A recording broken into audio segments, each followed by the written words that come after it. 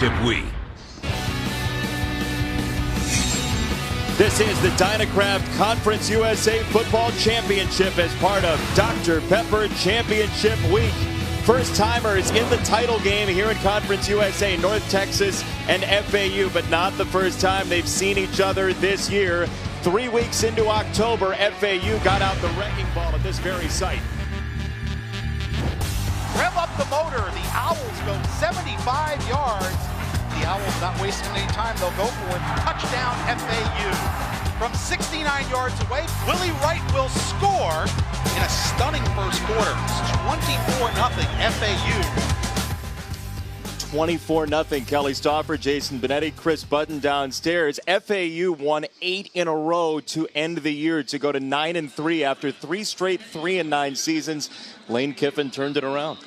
Outside of all the tweeting and the national curiosity, Lane Kiffin has done a masterful job of turning this program around. And he told us when we were in there early in the year that it was going to take some time. There were a lot of moving pieces that weren't even going to be on the field till about mid-season because of suspensions and other things. They were blending the Baylor offense with what Lane Kiffin does.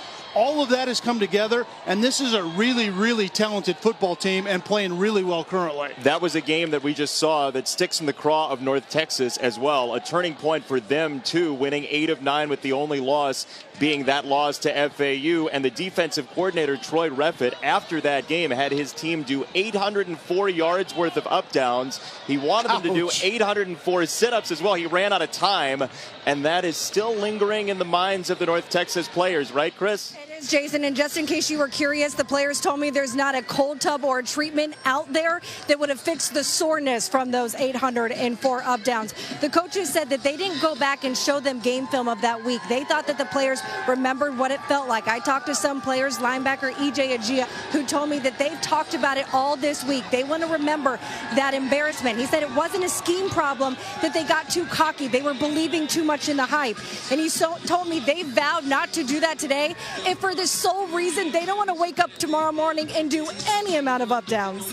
Have you done 804 of anything ever? Never, except for maybe chocolate cakes or something like that. You're going to remember that as a player, though, aren't you? Yeah, no doubt about it. But I think the question then becomes, how do they prevent this time around? And I'm not exactly sure how they go about it, other than they have to get off to a really good start, run the football very well, and Troy Reffitt has to have his guys in the right position. They talked a lot about focus or the lack thereof. They're going to have to be focused, and Troy Reffitt's team is going to have to tackle exceptionally well out in space here this afternoon. 69-31 the first time. And the Conference USA Championship, FAU won the toss and took the ball. We'll have it first. We are underway from Boca Raton. White on the return for FAU, and he's got it to about the 30-yard line. So, 26 touchdowns for Devin Singletary, one of the top running backs you've never heard of. 3 short of the record set by his running backs coach 10 years ago. And Devin Singletary's nickname is Motor, and there's good reason for it. One of the things that struck me that Lane Kiffin said is that Motor Singletary actually sees the cuts necessary before he actually gets the defender, and he never really has to look him in the eye. We'll see how that plays out here today in this one. The words Barry Sanders came up in our meetings as Jason Driscoll has this first pass complete to Cam Solomon, one of the guys that they were without early in the year thanks to a suspension. That goes for a gain of 9. Yeah, Caleb Woods and Cam Solomon were guys that weren't here when I was here early in the season. Big-time tempo team FAU, and this one is a loss of 1 for Willie Wright. Brandon Garner, the linebacker, tracked him down. It's 3rd down. And this is where you see Kendall Briles, that going fast as you possibly can. And this does go for a first down. It was interesting talking to Kendall Briles about tempo. He said they had very good tempo in the first game against North Texas. Yeah, and you said, what does good tempo mean? And they literally practice with the receivers and running backs that possess the football. They go out of bounds, deliver it back to the officials so they can mark it quickly, because we want to be jet fuel fast, and they will try to do that here today. Singletary to the 44, and Kendall Briles, that is how intricate they are about tempo, is the foot, and you see he's making the motion. I mean, the football has to go to the easiest point to get tempo fluid for this offense. More motion on this run. Singletary finds a crease and runs away inside the 10. Keyshawn McClain had to drag him down on a 47-yard gash. And Jason, after a big play, even though it's deep in the red zone, this is when Florida Atlantic and Kendall Briles want to go as fast as they possibly can. Touchdown number 27 for Singletary, maybe on the horizon. He's inside the 5. 2nd and goal coming up.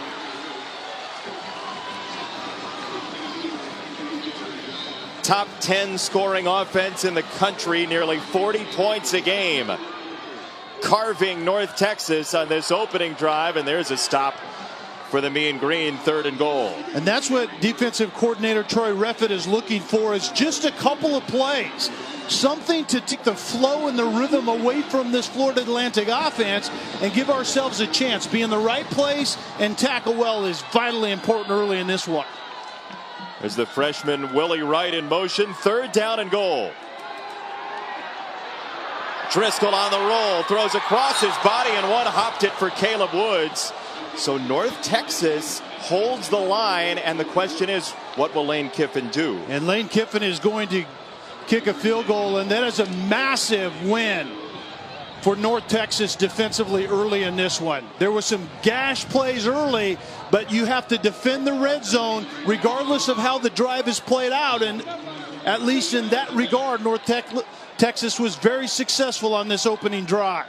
Sometimes in this stadium the wind is dicey, so Greg Joseph from 24 doesn't exactly have fish in a barrel here. Joseph for the first score of the game from 24. Devin Singletary, one of the top running backs in the country, set up a goal-to-go situation, but North Texas's defense behind Seth Luttrell holds to the field goal. 3-0 in the Conference USA title game. It's FAU Week on ESPN as we continue Jim Valvano's fight against cancer. Whatever you can do to help donate to V Week, what a cause and what a speech. We saw it just the other night when college basketball was underway on Wednesday, and a beautiful opportunity for philanthropy for you. And here, Florida Atlantic 3-0, and you said something interesting during the break about what a field goal means to Lane Kiffin. I think it's a complete insult to both Lane Kiffin and Kendall Briles when they have to settle for anything less than a touchdown. So I think that's a win for North Texas defensively in drive 1. Greg Joseph with a touchback, and the ballad of Mason Fine, the starting quarterback for North Texas, a sophomore at about 5'9" and a half, out of a small town of 1,500, Locust Grove, Oklahoma. A guy with only one Division I offer at the outset, and through his recruiting, that was Austin P. of the FCS, and he's the leader of a dynamic offense, Kelly. Yeah, and maybe a poor man's Baker Mayfield is the way he plays. A massive chip on his shoulder because he's always told that he can't do it because of his size. But guess what? He just does it in unbelievable numbers, and he's doing it again this season. He's without nearly 200 carries in his backfield. Jeffrey Wilson injured, as this is a long throw to the edge, and Michael Lawrence, who has his team-leading 51st catch. And Jason, what we're going to see out of North Texas offensively is Graham Harrell is the offensive play caller. It's air raid pass game and the Seth Luttrell influence in the run game.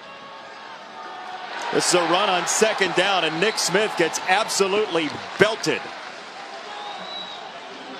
Herb Miller was the one on the tackle off the edge, and you have to block that guy or you have to run away from him. But Herb Miller didn't slow down, didn't take the influence of the quarterback keeping the football. But Mason Fine is healthier. He's had an ankle that slowed him down. So I would look for more Mason Fine quarterback run here today. He's run 84 times this year. Some of that is sacks. About a 64% passer. Third down. And they run it with the freshman tailback Smith. Fourth down, North Texas. And once again, Florida Atlantic not respecting the potential run by the quarterback Mason Fine. And that actually surprises me to some extent. Defensive coordinator Chris Kiffin told us that we know that he's healthier, is fine, and we expect more quarterback run. But 2 plays in a row that if he pulls it, he has room to run. North Texas 46% on third down this year. Very good, but stonewalled that time as the redshirt freshman Blake Patterson has the ball bounced the wrong direction. So 2 of the top 20 offenses in the country in scoring early 3-0.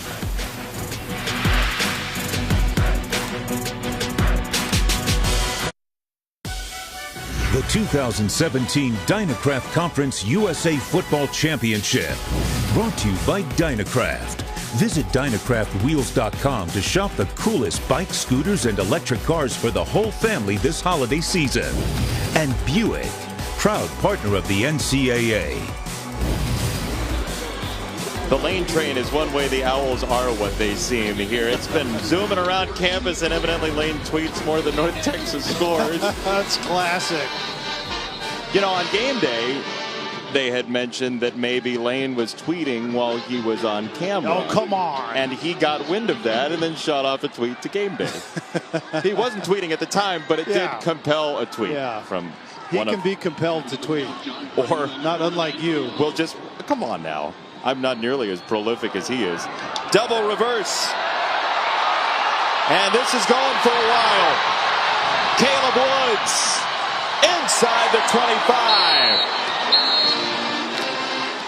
And Jason, this is where you see Lane Kiffin's influence in this offense. Kendall Browse wants to go as fast as possible. In a sense, that is what's hard to defend, is the pace, but it's the gadget plays. It's a design play to beat a defense where you see Lane Kiffin front and center. How about another one? And a throwback. Touchdown. John Franklin III gets the payoff. Solomon got it there.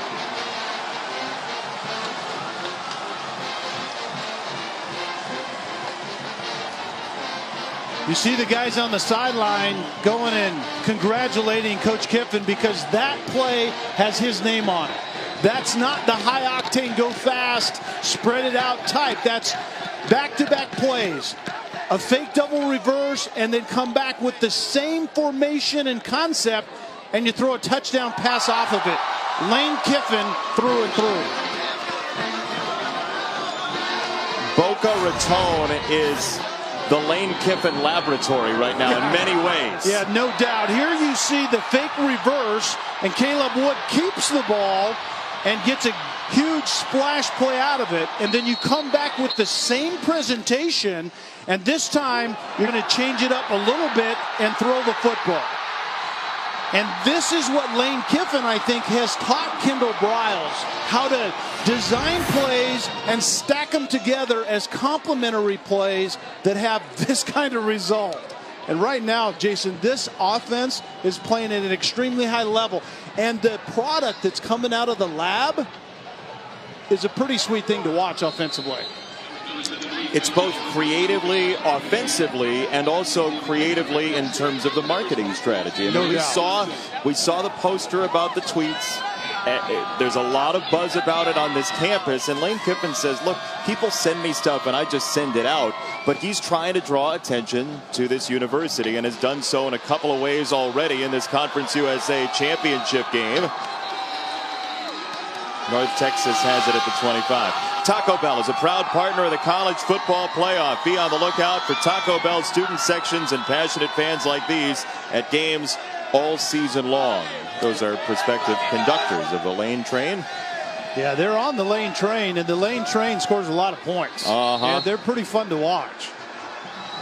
And I just, it's intriguing to me that marriage between Kendall Briles and that high-octane Baylor offense, and then what Lane Kiffin brings to it. I think right now what's emerging out of this laboratory here in Boca Raton is pretty impressive.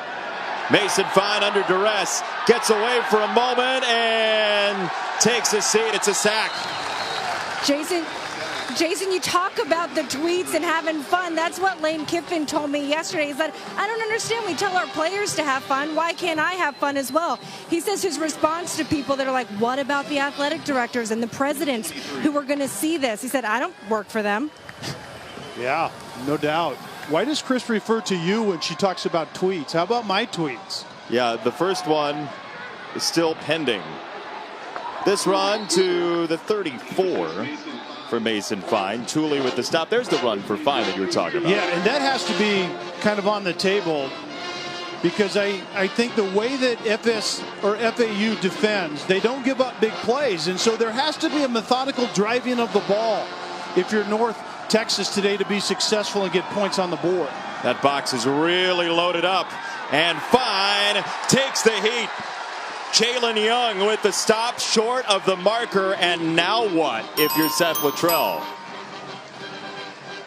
You got a punt, right? Yeah, I think it's still quite early in this game, so Seth Luttrell is certainly going to punt, but that's a huge missed opportunity. But you see Fine wanting to run the football, but you see Florida Atlantic obviously defending the quarterback design run much better on that play.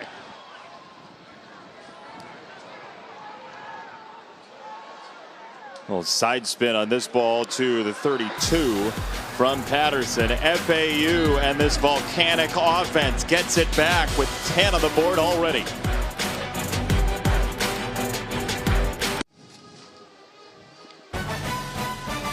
Dr. Pepper ACC Championship game. Number 1 Clemson, number 7 Miami. Oh, the Hurricanes.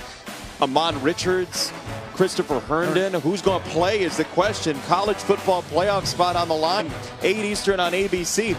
What's left for Miami offensively? And quite frankly, defensively, I think that turnover chain has become the focus, and an offense that hasn't really taken advantage of a lot of those turnovers. So we'll see how that sorts out this evening. FAU gets it back after a 2-play, 71-yard drive to score that touchdown. Willie Wright showing the athleticism across the 4. Now it looks to me like the speed on one side, FAU offensively, is much different than the speed on the other side, North Texas defensively. Might be that here we go again function creeping into the minds of North Texas after the first quarter last time out. Stiff arm from Singletary to Kyrie Muhammad. And what you just said harkens back to what Troy Redford, the defensive coordinator, said to us during the week. That's what I had in my mind. Troy Redford said in the last game, I'll talk more after this play. Driscoll to the edge and right at the marker for that completion to Willie Wright.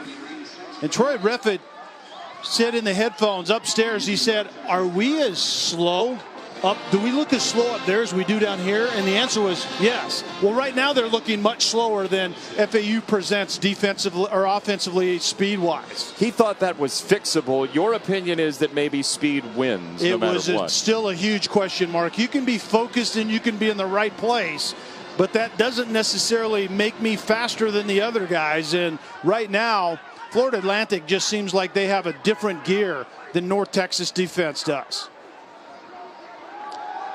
Driscoll hanging in the pocket, lobs it, got a man. Caleb Woods inside the 5. Jenkins tripped him up. And what a dime by Driscoll, as FAU's going to go as fast as they can, but that was a deep over route to Woods and dropped it right in his lap. Singletary on the hunt and in. A flag has come in. We'll check the marker. And this was late and behind the play and looks like it's on Florida Atlantic. Offense. Number 77, 10-yard penalty from the previous spot, remains first down. Son Roman Fernandez, the redshirt senior.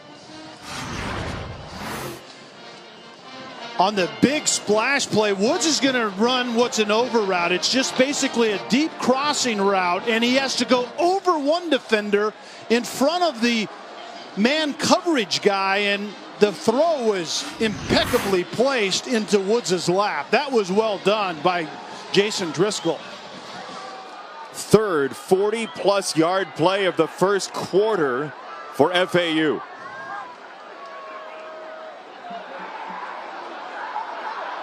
Driscoll, end zone, incomplete for Woods.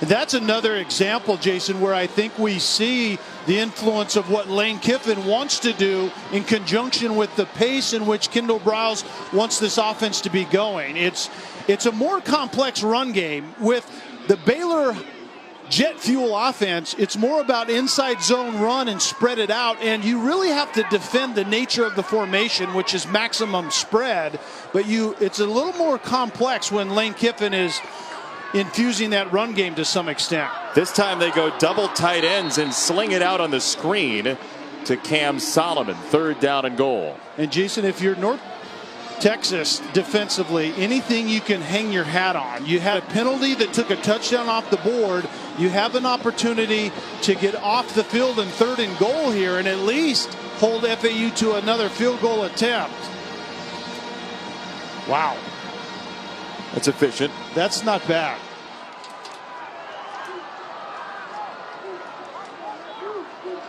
On third and goal, Driscoll. End zone, too much. Solomon the intended target, and the mean green has forced another field goal try. Yeah, the deep red zone penalty by Florida Atlantic allows North Texas to get off the field defensively, at least keep Florida Atlantic out of the end zone. That is huge. All of the little victories early in this game, I guarantee you, Troy Reffitt will take. Greg Joseph from 30, a career 71% kicker on field goals. Joseph to make it 13-0, and he could not make it happen. So North Texas has the defense put a 0 on the board. Are you saying we have a chance? I think so, Kelly. North Texas gets a goose egg on this drive. Joseph the miss, still 10-0.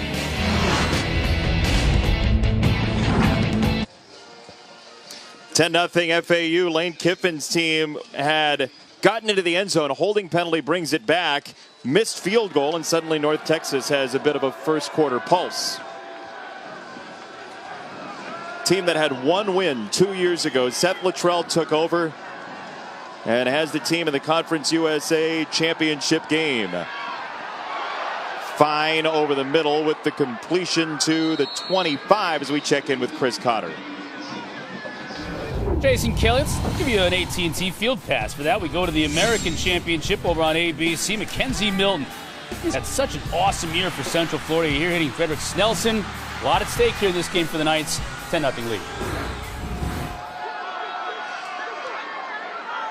Second down run here, set up third down. Look, I think UCF should be playing for a chance to get into the college football playoff today. I really do. We're not giving gold medals to the most deserving. We're trying to pick the best 4 teams in the land. And you can't tell me that you honestly believe that Central Florida would compete with about 8 other teams in this country as one of those top 4. There's a reason their head coach is so highly sought after right now. I think they would compete. Third down, completion across the 30 for a first down to Turner Smiley, the senior out of Frisco. That first down looked like really big right there. Huge. I think North Texas offensively needing to get something going, and that first down may be the start of something. That's their first down of the game.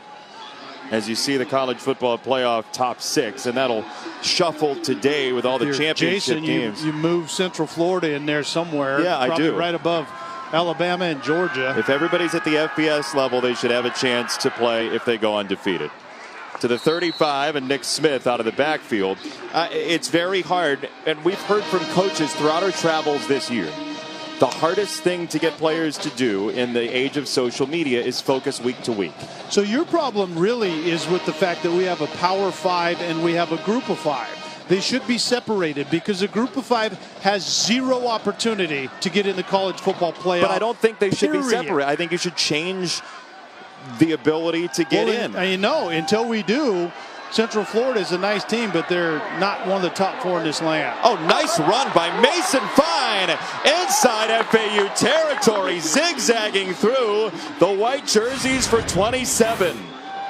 And the quarterback design run was not something that we saw in the first matchup between these two teams. In the rematch, Mason Fine is much healthier, and I think the quarterback run is going to have to be productive in order for North Texas to be able to drive the football to get points.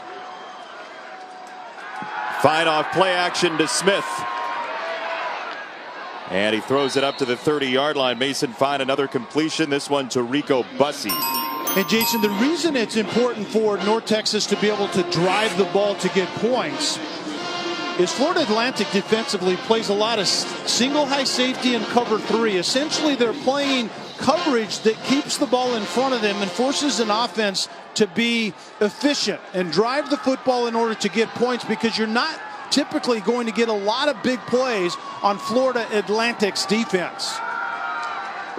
They rush 4, and they get there. Fine goes down. Ball's got to come out. Fact of the matter is, there was nothing down the field. It was really a 2-man route to the left side. When Mason Fine realizes that nothing is there, and you're already second and manageable after a nice first down play, that ball has to come out. You can't afford to take the sack, and now you're back at 3rd and 7, which is most likely a pass down. The Hayden Nagel sack sets up that 3rd and 7. Fine to throw, rush of 4 again. This one is tipped and incomplete. He was looking for Nick Smith, and it's 4th down. Now what in this no man's land? Punt time? You really want this offense to have the ball? I thought it might be 2-down territory, but I think a bad pass on that 3rd and 7, and you're going to get a long field goal attempt. The wind isn't really that noticeable. Points of any kind right now for North Texas are certainly in demand. Trevor Moore's long is 48. This is 5 yards deeper than that. And it's a fake. Shanbor to throw down the field. Incomplete. The backup quarterback, Quinn Shanbor, is the holder. He wanted Chumley, the tight end, and it's a no-go for the Mean Green. And it was actually a good thought, a decent design, but just a bad throw by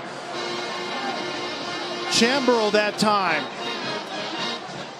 Chumley actually has a step, and this ball just wasn't thrown to him. The tight end is supposed to kind of get lost in all that traffic, and if the ball's placed right over top of the receiver Chumley, North Texas has an opportunity. It was 2-down territory after all. It was just camouflaged 2-down territory. So FAU, 3 drives, 202 yards, only 10 points. And they go direct snap for Singletary, weaving his way to the 39. And you're probably going to see pace once again. And in the first matchup, North Texas talked about they were in the right place a lot of times, but there was drifting, meaning their eyes started to go off of their assignment. They looked to the ball, and they ended up out of position, and they got gashed in the run game. We'll see if that improves in this one. More Wildcat and Singletary. He's across midfield. Singletary, another nifty run all the way to the 40. Kelly, that is exactly what Troy Reppin was telling his defensive backs before this last possession. He was telling them, we practiced these assignments the last 3 days. Why are you not in your spots where you're supposed to be? He was so upset that they should have had an interception on that last FAU possession. Driscoll to pump fake and go down the sideline. A lot of hand fighting, and it's brought in. Caleb Woods, oh my goodness, what a grab. Florida Atlantic loves double moves on the outside, and that's exactly what Caleb Wood does. Nate Brooks has tremendous coverage. He just doesn't finish on the ball well.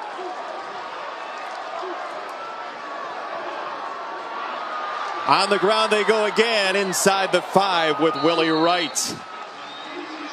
You have to be able to make plays. By design, we can get you in the right place, but players have to make plays, and Nate Brooks had a chance on that long pass and just didn't play the ball well.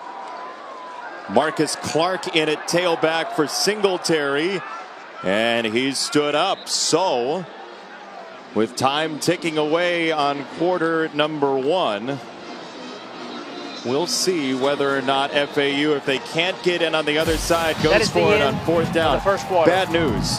FAU is on pace for more than the 804 yards they put up in the first meeting, October 21st. Big play sets them up.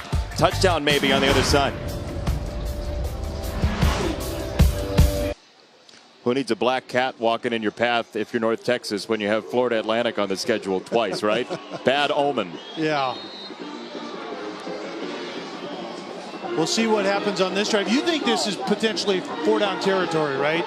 After missing a field goal and settling for another? Yeah, I think Lane do. Kiffin is totally miffed at having to even get the kicker out there twice in the first quarter. Kicker can stay now. Singletary, touchdown.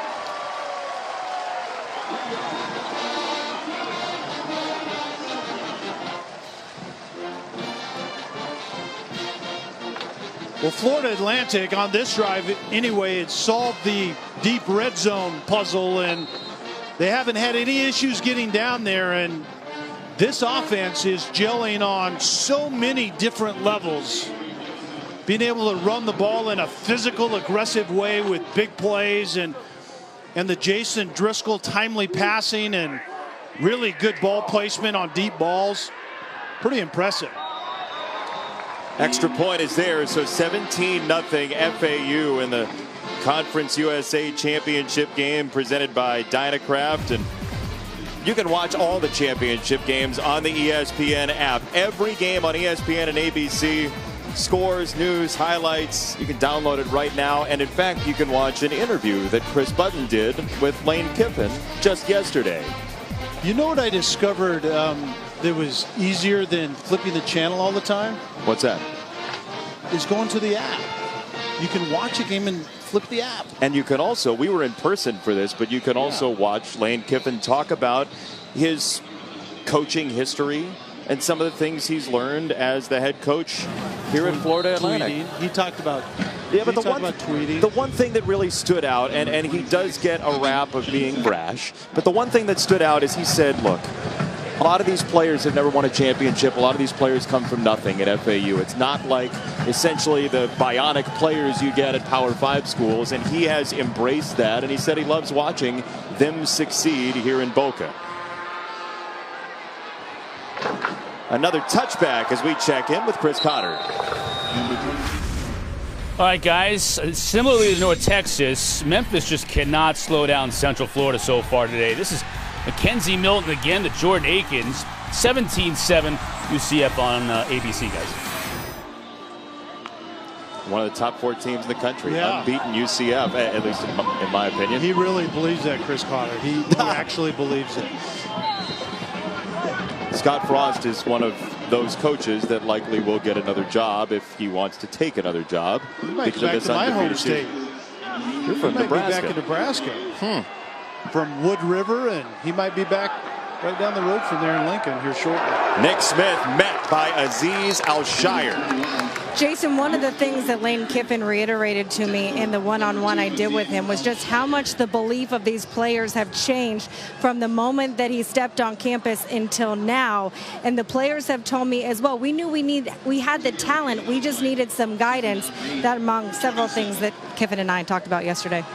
A wide-ranging interview you can watch right now on the ESPN app. Al-Shire had the blitz picked up. They get there to find, and Al-Shire helped make the play anyway. This kid is everywhere, 2 and white.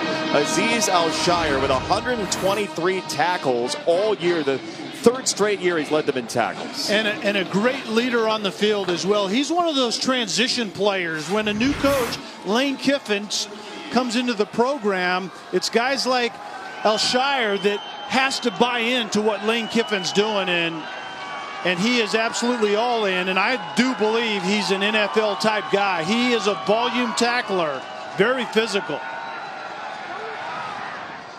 Fine, incomplete.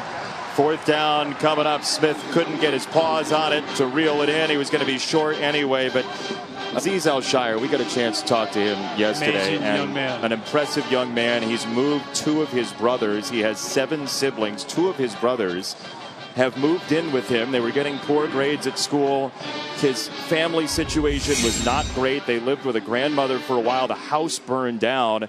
But Aziz, Abdul Latif, and Abdul Rahman all living together on campus. They have moved into the high school here near FAU as this ball is on the deck and loose, and Jalen Young may have not made the best decision as FAU recovers. We'll tell you more about Aziz Al-Shire as the day goes on. One of the great stories in college football, his team as well. If you recognize the name of the quarterback for FAU, Jason Driscoll, D-R-I-S-K-E-L, it may be because you're either a Florida Gator fan, a Louisiana Tech fan, or you're just a college football fan. His brother Jeff, the former quarterback who transferred for his final season to play in Ruston, Louisiana.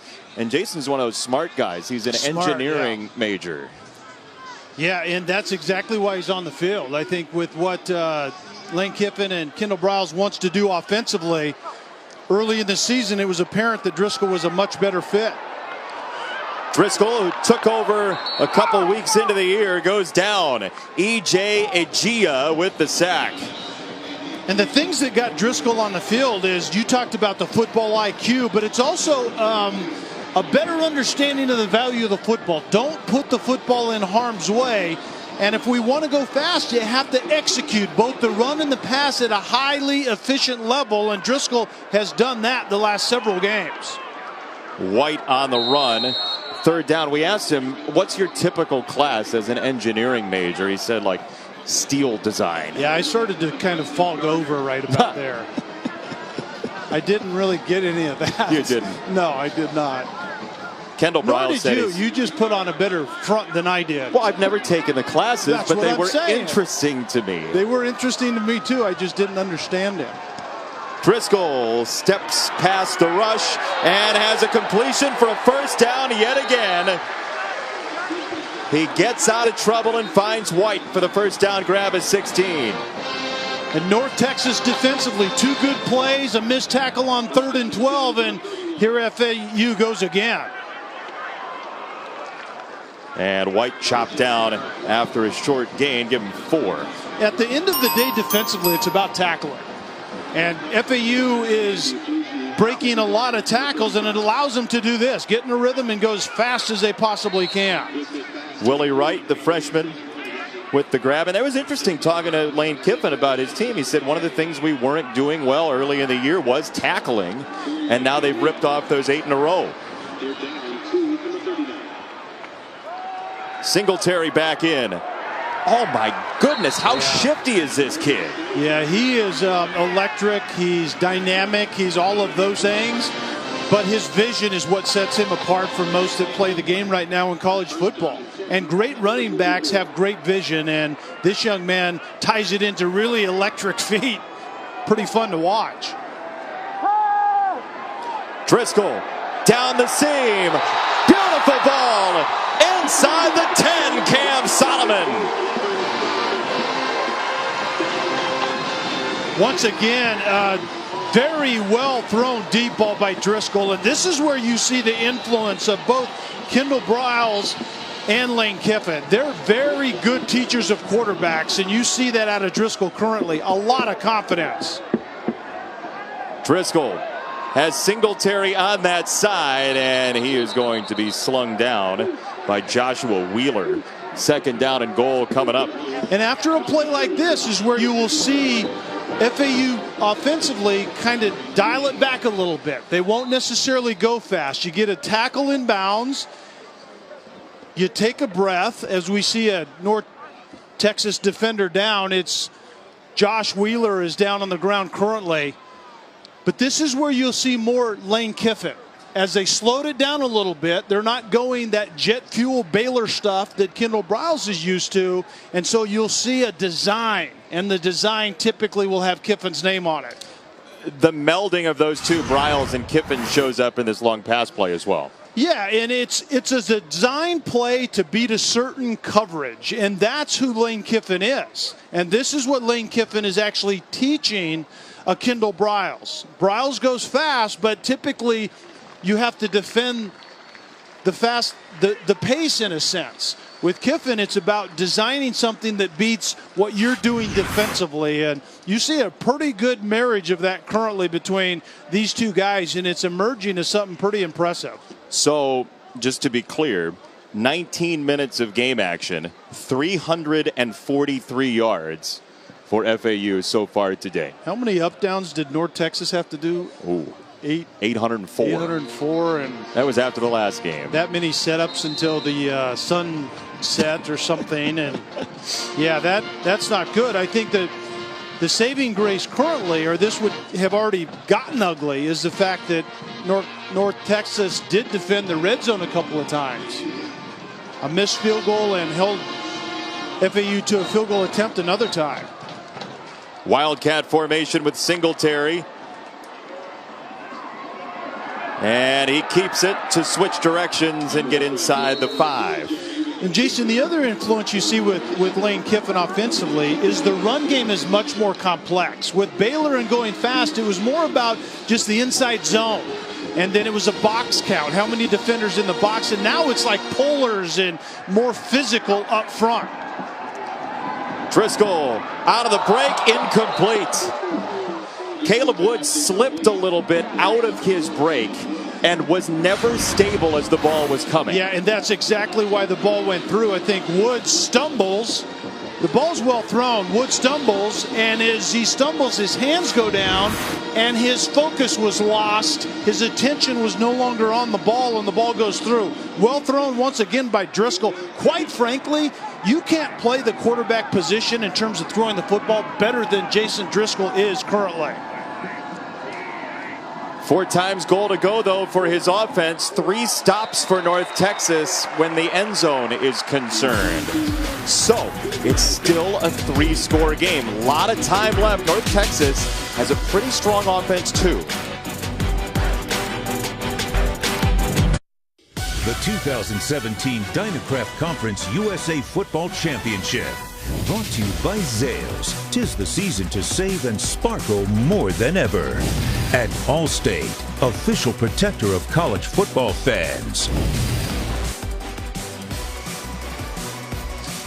Former North Texas coach Hayden Fry, who went on for such a successful career at Iowa, he left because he wanted to get to a major bowl game and turned into one of the great coaches in the Big Ten. But Lane Kiffin was a little miffed at his offense. Yeah, speaking of a guy that may want to leave at some point, but yeah, too many field goals as far as Lane Kiffin is concerned, and he's not that great at hiding his exasperation, to say the least.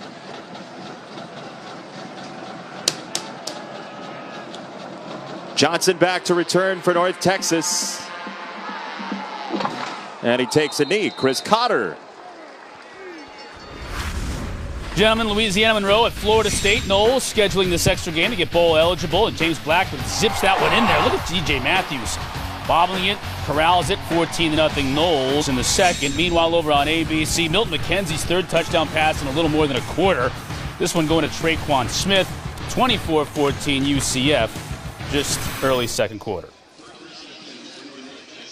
Scott Frost is in a similar position to what Hayden Fry was in when he was at North Texas. A lot of similarities. Where do I have to go to win it all? Movement at the line, and a flag comes in.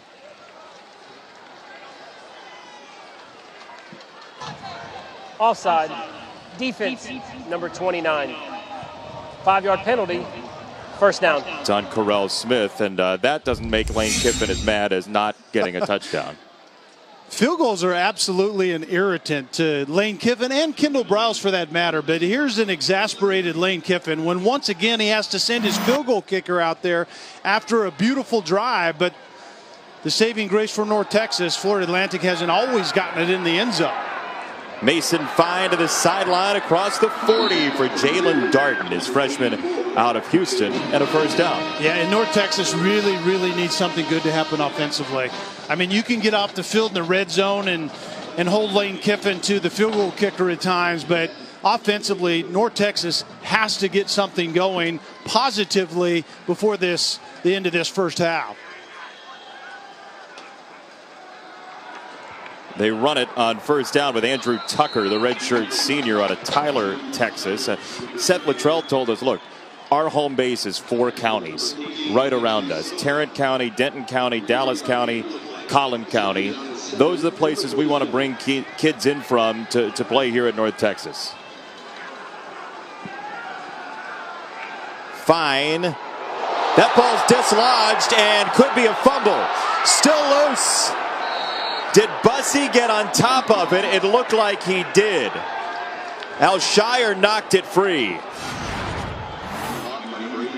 And that shallow crossing route in. The ruling on the field is waiting. Completed catch, a fumble recovered by the offense. Third down. So you heard the explanation, and it was a secured catch by Darden and an absolute decleating by Alshire. North Texas 46% on third down this year. This is a bullet to the sideline. Great look to Bussey, who was finding the ball as he turned around as a flag has come in on the late stick of Bussey.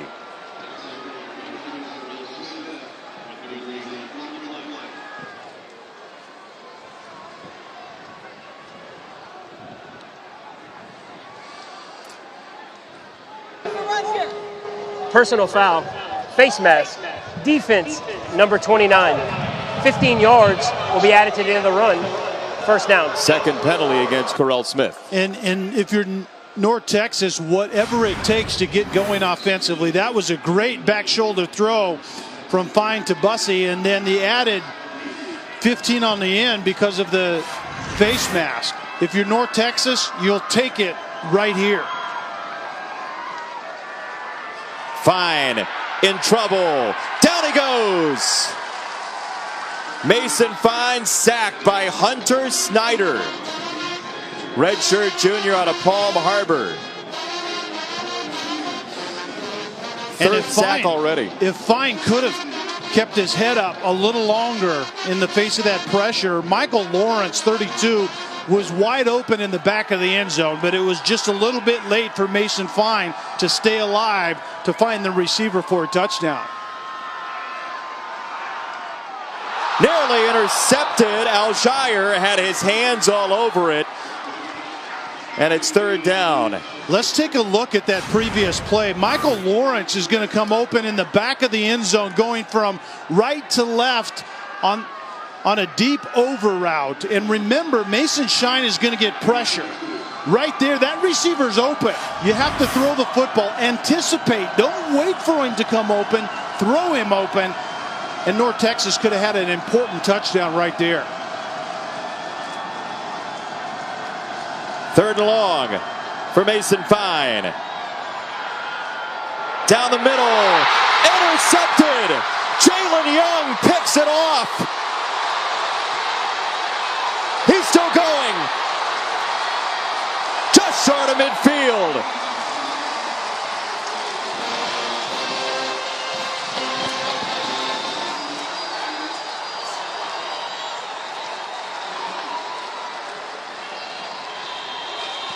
49-yard return for Jalen Young, who has been through quite a bit in his life. That's his team-leading 6th pick.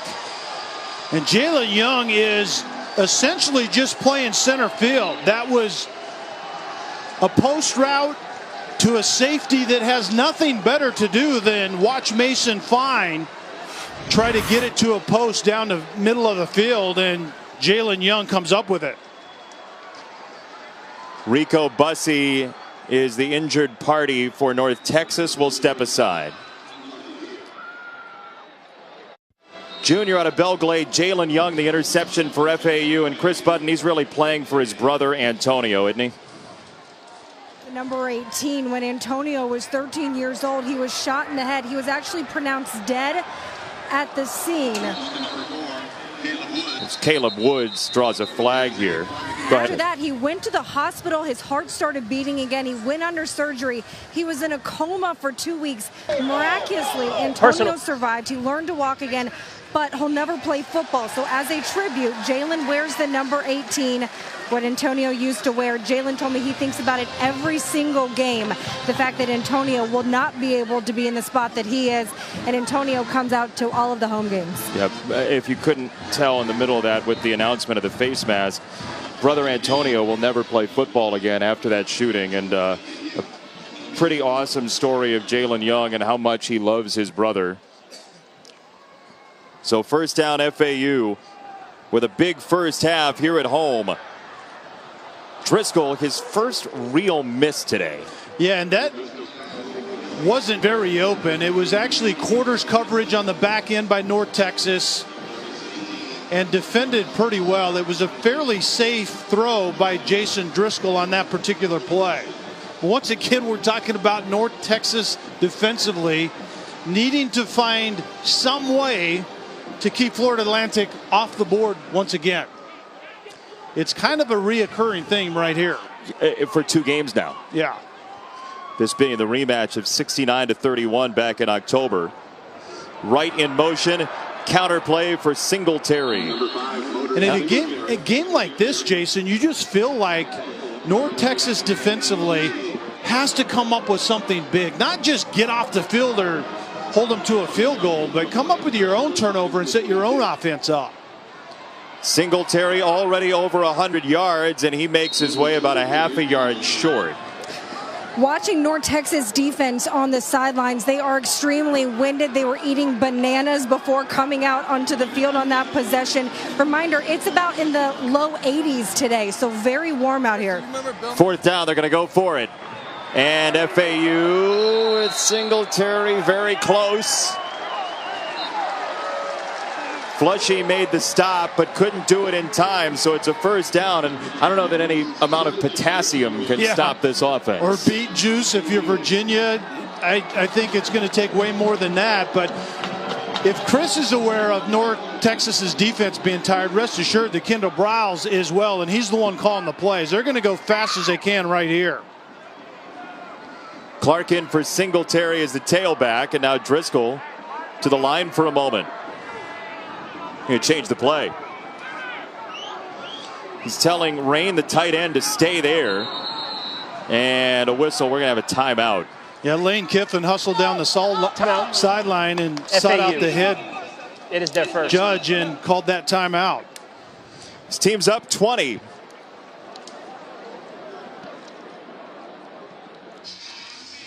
The exclusive reveal of the final college football playoff rankings. Recently, the guys have that in the New Year's 6 bowl games, the other New Year's 6 bowl games. 4-hour special, noon Eastern on ESPN and the ESPN app. And leading up to it, all the championship games this weekend in college football. And the most impressive team so far today, I would say, is these Owls from Boca. No doubt.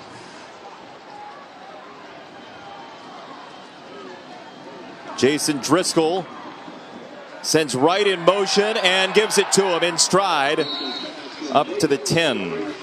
Willie Wright is probably the fastest guy on this team, a true freshman that they do a lot of building touches for from that slot position, and that's a good example. Put him in motion, a swing screen, 3 blockers out in front, and see if he can do something in space.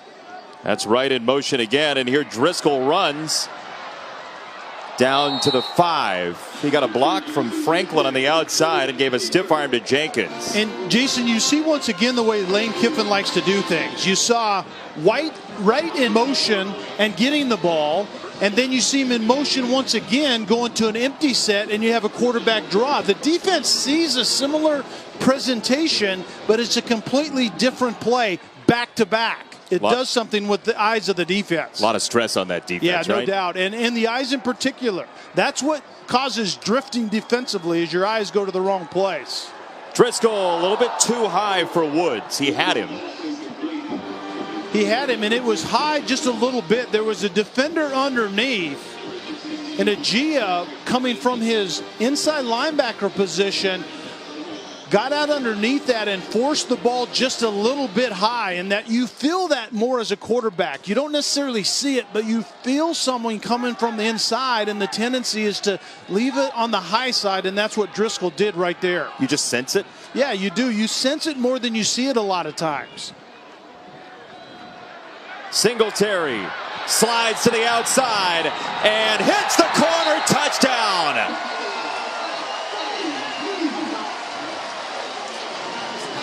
Preston had him.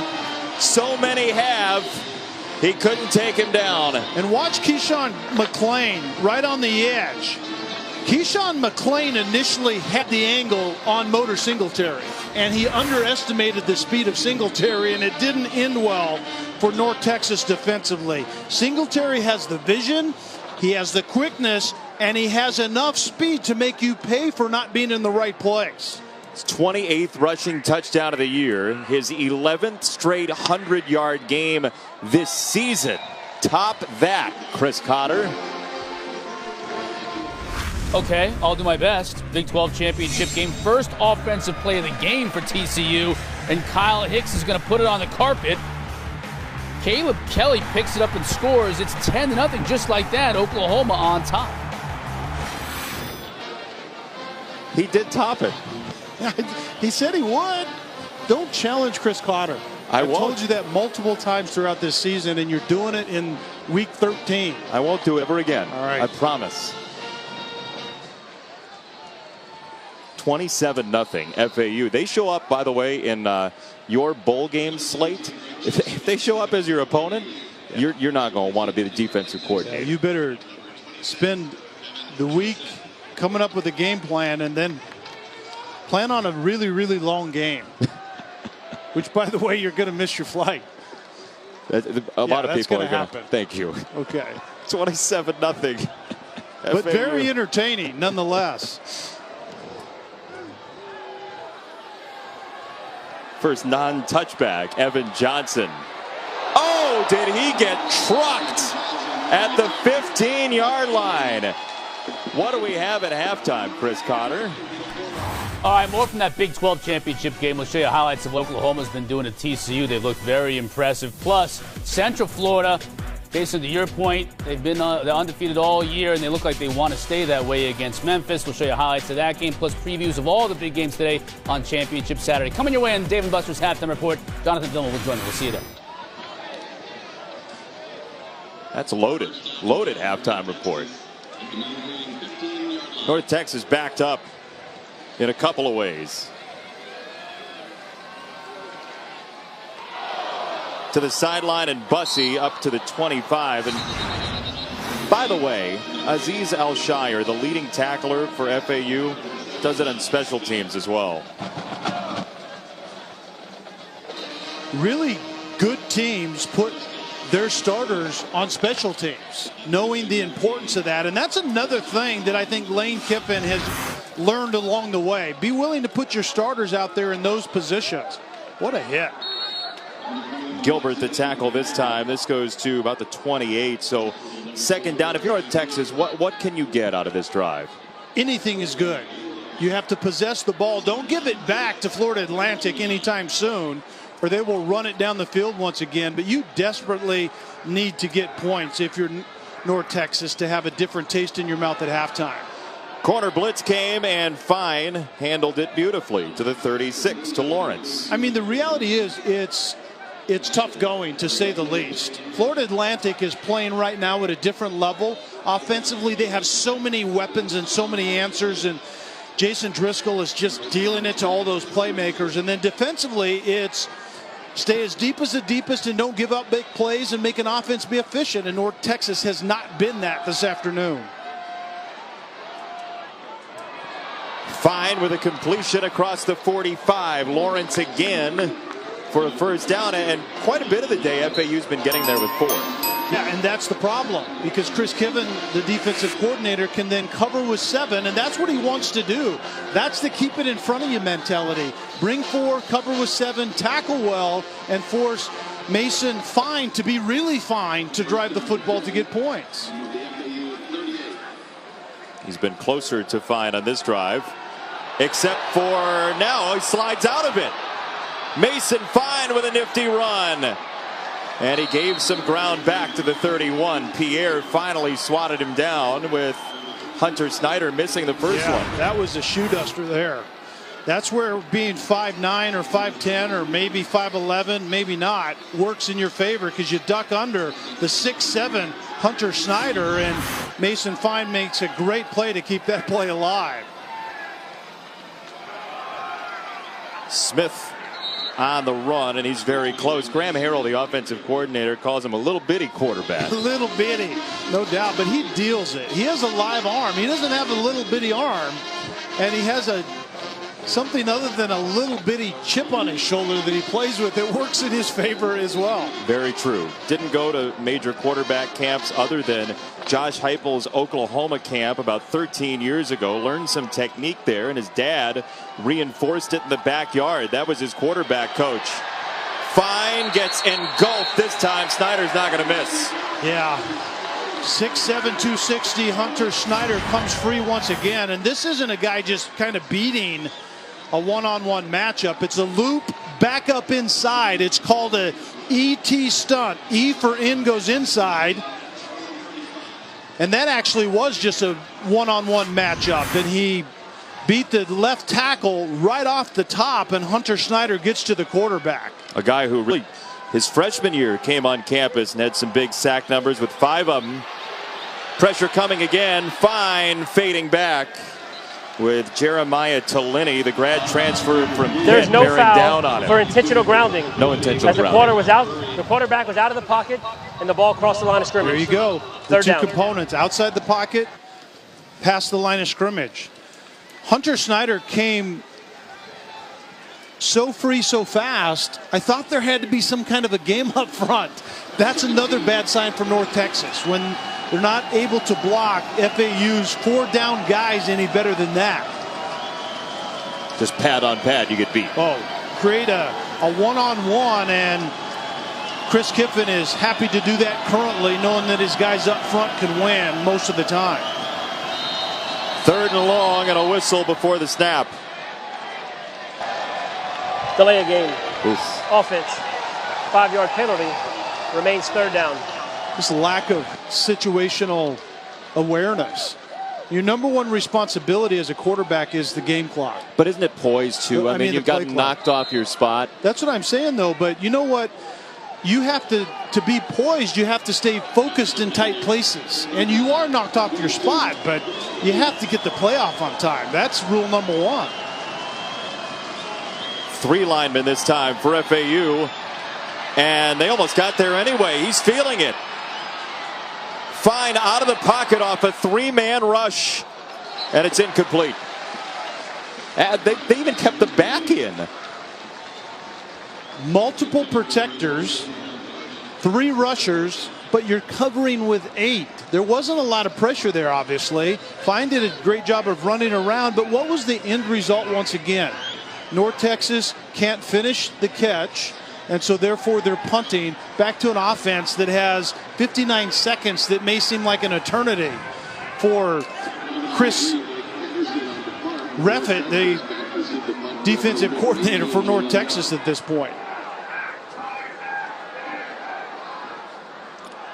Good punt inside the 10 from Blake Patterson, the redshirt freshman from Round Rock. Tonight, the Dr. Pepper ACC Championship game. Clemson and Miami, 2 top 7 teams. Will Dabo's bunch get back to the college football playoff? 8 Eastern on ABC, live on the ESPN app. We'll see. Time for the college football playoff rankings, brought to you by AT&T.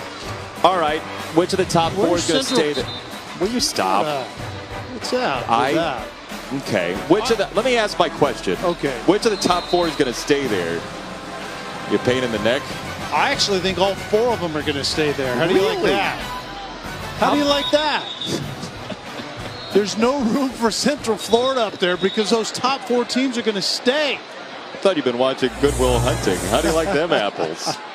I do actually feel very good about what I said. That they're all going to stay? I feel a lot better about what I said than you have in Central Florida up there. Will Lane Kiffin try to get down the field one more time? Let's see. A couple of timeouts and a very good running back. Singletary winds his way right back to the line. North Texas does have 3 timeouts. And they're going to use one. Use one of them right there. And I think Lane Kiffin and Kendall Browse's decision was about the field position because they had about a minute left, 59 seconds, and had 2 timeouts. So I think a little better starting position. They might have let it fly right there. The question is, though, by calling that timeout, did you just poke the bear? I was thinking the same thing. Lane Kiffin is that type, right? Hey, if you're going to call timeout, I'm going to see what I can do right here. He may be dialing something up in the huddle right behind that little play calling sheet that we see on the screen. He might be dialing something up to try to get a splash play right here. And North Texas gets the ball out of halftime. So you can pretty much guarantee yourself not going down any further, which is not the way to win a championship, but certainly might be the way to end this first half. Yeah, that's not a great starting point. Let's just not make it any worse. But when you call the timeout and poke the bear like you said, they may throw it. Discretion on a 2nd down run. Timeout number 2 follows quickly as Tillman Johnson makes the tackle. 3rd down on the way. The Bears still sleeps on the FAU sideline. And in the meantime, head coach for North Texas, Seth Luttrell, is saying, you know what? This is the way you play the game regardless. This is the way you would do it in time management. So we have timeouts. We don't get to stick them in our pocket and go to halftime, so we burn them. You know, who knows? Florida Atlantic may have a snafu of some sort and have a bad snap or put the ball on the ground. You never know. So I agree with that approach as well. I just feel like an agreeable guy today. I'm just agreeing with most everything. You don't look like one, so it's really an upset. But I think North Texas getting it back after halftime, you know, they have to go in and find something to start quick in the second half to give them life because they have a big hole to dig out of. Driscoll's going to throw. Long ball sideline. There was some contact. Wright was hand fighting down the edge, and it is 4th down. 1 timeout left. North Texas, the best punt return team in the conference, over 10 per return. And Lane Kiffin is fired up again, and there was very good coverage. Kyrie Muhammad had decent coverage on that play, so I don't think there was a penalty. But if you're going to throw it on 3rd and backed up in a long down and distance, you got to throw it on 1st and 2nd down right there as well if you're Florida Atlantic.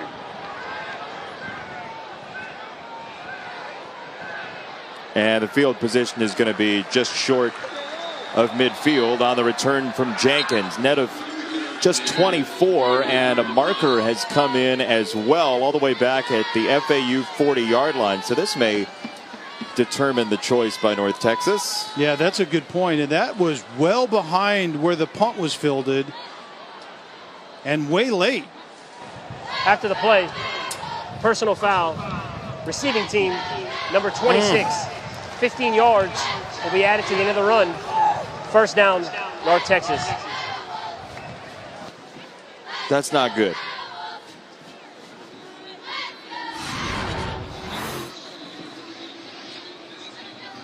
So your head coach burns timeouts, gives the offense decent time with one timeout left, and you have a boneheaded play when the play's over. It's your running back, Evan Johnson, at 5'6", just scrapping a little bit needlessly. Yeah, hitting the guy in the back well behind the play. Those are the things that I guarantee you Seth Luttrell is going to tell his team at halftime. We don't have a chance if you're making decisions like that in the second half. 22 seconds. Tucker, the tailback. Pressure coming. Fine is greeted rudely by Leighton McCarthy. That's the 5th sack of the first half. Yeah. Jordan Murray, the left tackle, is having an issue blocking the edge. It was a first half that was an issue for North Texas yet again. FAU led 24-0 in the first quarter of the first meeting and won it big. 382 yards later today, a big lead again. Chris Cotter, Jonathan Vilma, your Dave & Buster's halftime report. Welcome back to Dr. Pepper Championship Week.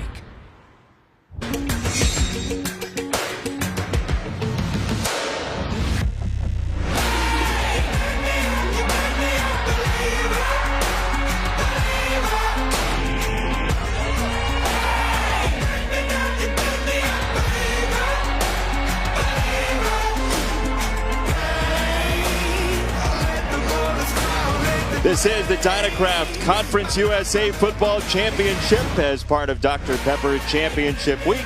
And at halftime, the Owls are what they seem. 27-0 over North Texas in the Mean Green. Jason Benetti, Kelly Stauffer, Chris Budden downstairs.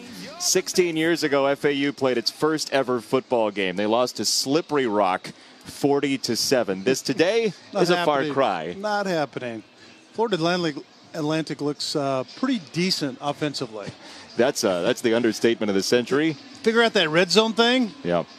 I mean, what they're doing offensively is impressive to watch. Yeah. Skill players, Driscoll's dealing it, and they have an offense that doesn't give up big plays. I mean, that's a pretty good formula. Let's take a look at our Cabela's game track, and I think that really tells the story as you look at the drive chart for FAU in that first half. Yeah, I mean, they were able to do anything they wanted between the 20s, and they looked impressive. Don't get me wrong, but it's sending out your kicker where he missed one and they had to settle for field goals. Obviously, Lane Kiffin, Kendall Briles, they don't like that result. So figure out the red zone and Lane Kiffin would be happy. And if you're North Texas, you're going to get the ball to begin this half. You have to be good with it, whatever that takes. And right now, the difficult thing is Florida Atlantic defensively, Chris Kiffin says this: we're not going to get beat deep. So if you're going to get points, you're going to drive it to do so. And North Texas just simply wasn't good enough in that first half to get that done in any way, shape, or form. They're going to have to prove they are in the second half, and it's going to have to start right away. Nearly 400 yards of total offense for FAU in that first half. But we saw pictures of Lane Kiffin a little bit frustrated over on that sideline in the first half. Evan Johnson on the return. Let's see what Lane Kiffin had to say at halftime. Chris Button. Well, his message was it should be 40-0. So he was upset about the offense. He was happy that they've been able to move the ball, but he said too many issues in the red zone, and he was obviously displeased. As for Seth Luttrell, he told me he told his team at half, you have to settle down, enjoy this, focus. He said he also doesn't think that Mason Fine has looked himself. He needs to settle in, and he needs to get some help from his teammates. You said true while Chris was talking. Absolutely. 40 at least, I think. I think Chris is exactly right.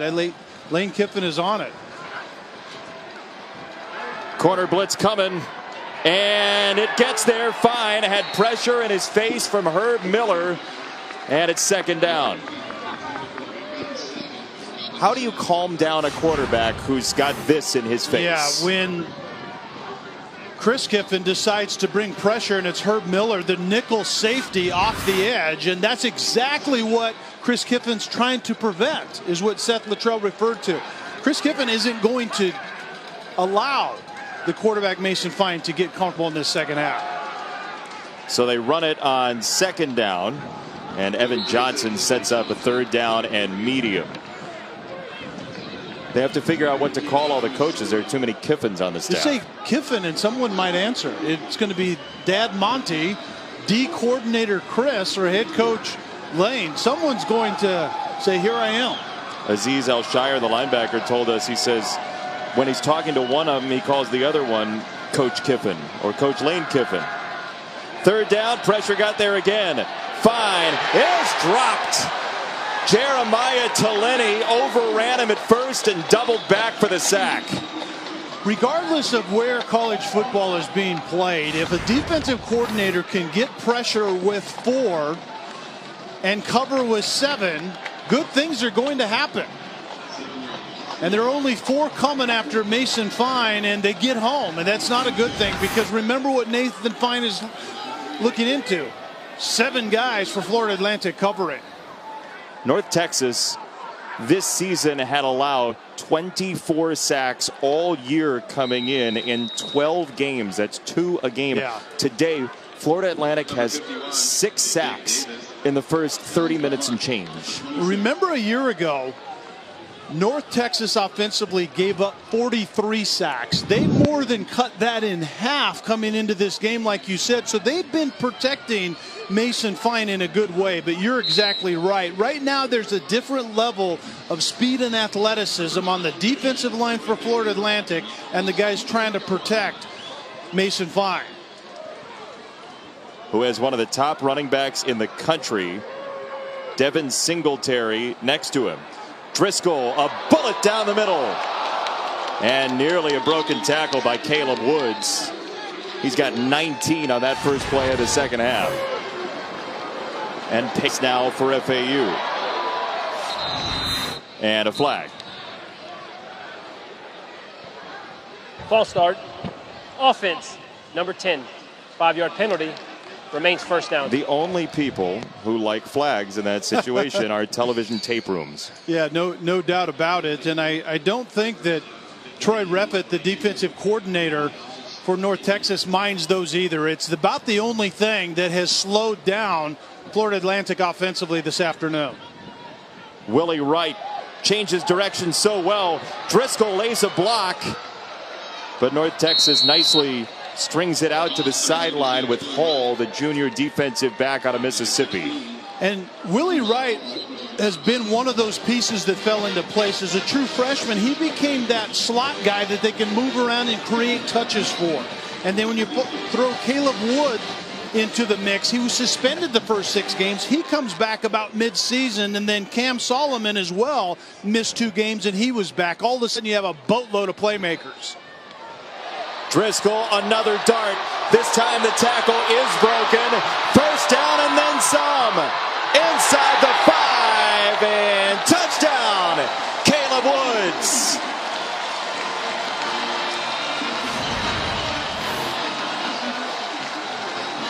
And does Caleb Woods get into the end zone at the end of this play? A lot of this was catch and carry.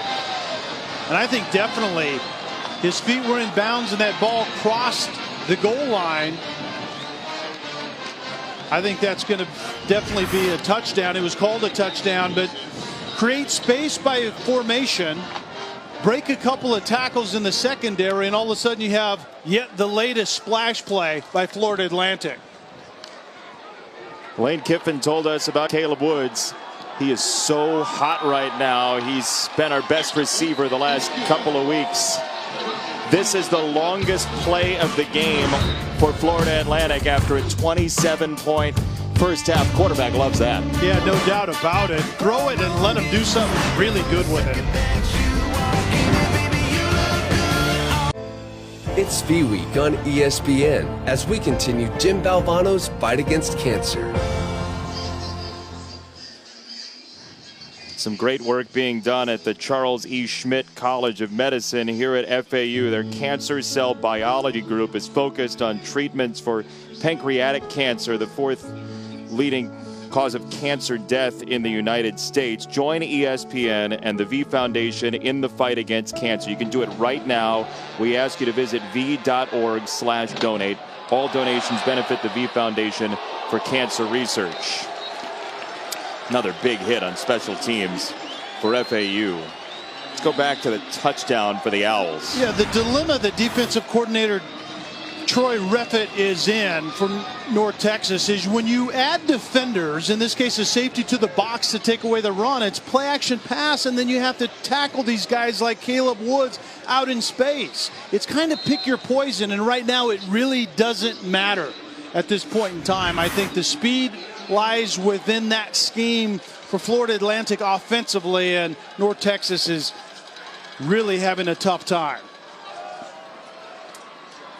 Nick Smith, the freshman, upended across the 30, and you hope for North Texas's sake that this doesn't mar, and there's some time left, but this doesn't mar a very successful 9-win season. Yeah. They were 1-11 2 years ago. What a turnaround it's been. This is a championship game. Yeah. I mean, it is an honor to be here, no doubt about it, and Seth Luttrell certainly would like this thing to look differently. Fine slings it out wide, and Jalen Guyton, the Notre Dame transfer, slammed on the brakes and then realized he had nowhere to go. And what Seth Luttrell told us during the week is the goal coming into this year, they got to a bowl game with 5 wins a year ago. They lost to Army in that bowl game, so it was be undefeated at home, check, and win your bowl game, and that's yet to come. But they didn't even put this in their goal list, and here number they are. 53. So, 5-yard penalty. turnaround. Remains second down. Talking to Conference USA and the folks over there, the winner of this championship game gets a big trophy and gets to hang their hat on a championship and gets preferential treatment for what bowl they would like. But if you're North Texas and you lose this game by a big margin, it doesn't necessarily damage you big time in the bowl selection process. Yeah, that is a really good point. Quick throw from Fine right around the marker to Michael Lawrence. Jason, you get a feel of what Florida Atlantic, how they approach the defensive side. They keep the ball in front, and so you need to put together plays in order to get points on me if I'm doing that. And North Texas lives on big plays, and so they're going to have to prove here sooner rather than later that they can drive it to score it. Smith, some good energy, gets tripped up just short of midfield. That's kind of the theory for Monty Kiffin, the dad of Chris and Lane, right? Yeah. It doesn't, what is that? Apple doesn't fall far from the tree. That's right. That's what the Tampa 2 stuff was all about. You know, keep it in front of you, force an offense to get it done time after time after time. And Chris Kiffin's doing it more with a single high or a cover 3 type of look. So it's a little different schematically, but the same purpose. Let's go to Chris Cotter quickly. As TCU fighting back in this Big 12 championship game, Teddy Hill's had an outstanding first half, 13-16, 2 touchdowns. This one to John Diar's. Oklahoma's driving right now, but it's 17-14. Certainly Alabama and Ohio State keeping a close eye on that score. Well, Gary Patterson knows how to coach a big-time game as that's overthrown for Jalen Darden, the freshman. Interesting story, Jalen Darden. He was recruited by Virginia Tech. He went on campus, he told us this week, and felt really comfortable staying closer to home. His mom, Tamish, is a bus driver locally in Houston and decided he wanted to come to North Texas and play closer to where he grew up.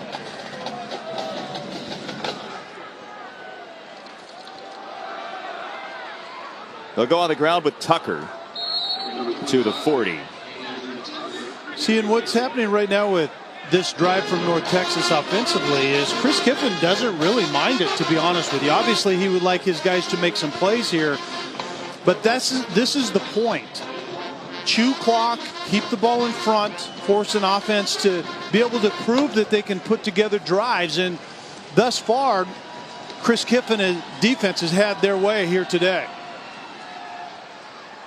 Smith has shown some pretty good cutback ability, but that knee went down. It looked like a little bit short. They are going to give him the positive spot for the first down, though.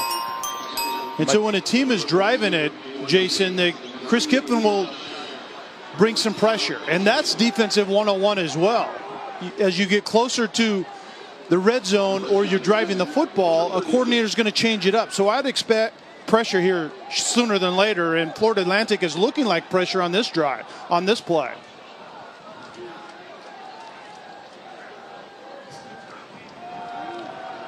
Smith again tunnels through. Nick Smith, redshirt freshman out of the powerhouse in Texas, Arlington Martin, the same school that provided Myles Garrett, who's not the kindest to quarterbacks. No, let's say. It's in one of those. Is that one of those 4 counties that North Texas needs to be recruiting? Well, he got one of them. Yeah. Stay home is the pitch. Mason Fine scanning and has a completion to the 25. Smith with a first down for North Texas. Best looking drive so far today. Yeah, no doubt. Mason Fine has looked sharp, thrown some really nice passes, and he's been aided by a run game that's looked more productive on this drive as well. North Texas losses to SMU, Iowa, and Florida Atlantic this year. They'll run it again for Smith. Jason, that first game against Florida Atlantic, when North Texas ran right out of this stadium, the coaches said that was the turning point in their season. They had to kind of reevaluate what they were doing, felt their players lost focus for that game, and they had just won a big game against Texas San Antonio the week before, a close in-state game, and so they felt their kids didn't handle that success well. Blitz comes, Fine gets it off, and Lawrence gets wrangled inside the 15, but a grab for the sophomore. It's a first down. And Lawrence is the security blanket for Fine, and that's the first time we've really heard from Michael Lawrence today. But you talked about it. Blitz comes, throw it to your security blanket. That's the way it's supposed to work offensively. And that's what worked in the first meeting when it did work. He had a career-high 11 catches in that first game.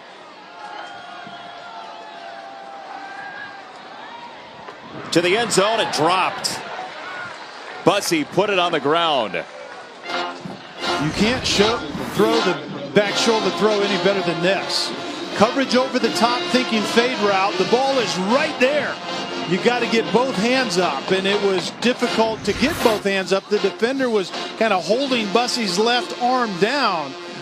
But if you're Bussey, you have to fight through that and get both hands on the ball.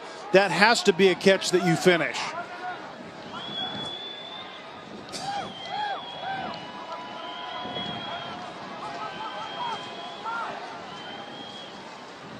Smith, another run out of the shotgun. Alshire helps on the tackle, and it's third down coming up.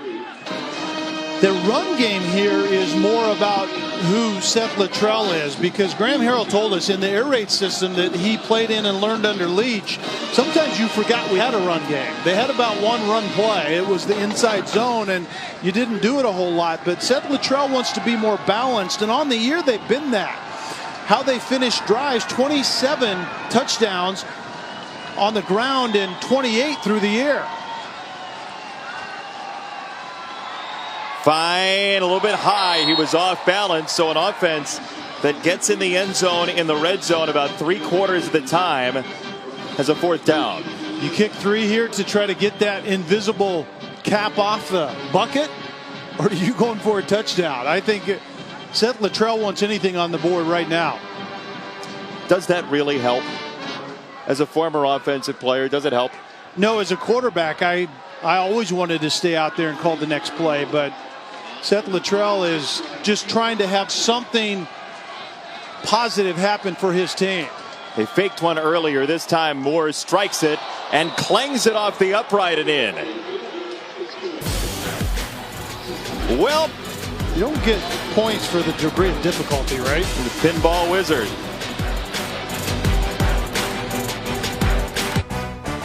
The 2017 Dynacraft Conference USA Football Championship. Brought to you by Dr. Pepper, the one fans crave, and Liberty Mutual Insurance. Liberty stands with you. 81 degrees, crashing waves, and sailboats. Nice. If you're in the north right now, we don't apologize. 34-3 your score. Allstate is proud to be part of the team that comes together to do good by contributing to participating universities' general scholarship funds for each field goal and extra point kick. To date, Allstate has contributed millions in scholarship funds. You could move here, don't you think? No doubt. You leave the ranch for the beach? No, I actually wouldn't do that. I just have to have a number 2 here. Let's check with Chris Cotter in the real estate market. Big 12, real estate very easy to come by in this game. Both teams driving up and down the field here. Baker finding Mark Andrews, second time on the day, 24-14. Sooners on top late first half. Likewise in this one, Central Florida taking on Memphis. Kenzie Milton makes it 31-31, but Memphis is about to attempt a field goal on ABC. Wow. Chris Cotter, Jason Benetti's #1 team in the country's. I didn't say number 1. Take it to the wall. You are putting words in my mouth. Said they belong in the top 4. But not if they lose. If they lose, they're out. Driscoll, they are. Incomplete. I know, it's careful on that limb, right? You talked about Caleb Woods was hot coming into this game. Yeah. 6-game suspension. Comes back and has to get into game shape. 208 yards later. School record. He's still hot. Yeah, number 4 has been everywhere this lovely afternoon. Quarterbacks love the catch and carry type. Throw it short and run it long. Who was your guy for that? We didn't have a lot of those at Colorado State. Well, in the NFL, I thought you might say Not Largent. many of them either. Steve was more of a catch-it guy, Steve Largent, and a lot of catch and make something happen people. Singletary is a run and make something happen guy. He's to the 30, 3rd and 5 as Kyrie Muhammad stopped him finally. You like Singletary? Yeah, I think he has the complete skill set needed to be a game changer. There isn't any doubt. There's a reason his nickname is Motor. He has everything needed for a running back. I'd like to see him catch the ball a little bit more, but everything else is dynamic. Driscoll out of the pocket on the run, and he overthrew Caleb Woods, so 4th down. A nice job defensively right there by North Texas. Being able to get a little bit of pressure on Jason Driscoll, which hasn't happened a whole lot today. And then good coverage, much better coverage on the back end. So those two things coincide with forcing a rare punt out of Florida Atlantic here this afternoon.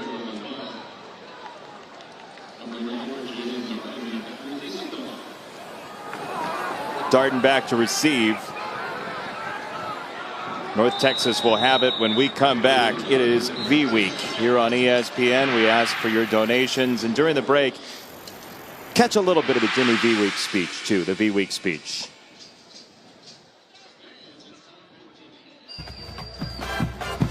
North Texas trails in this game, but a lot of great musicians have come from this school. There you see the band, the Green Brigade, here in the Conference USA Championship game.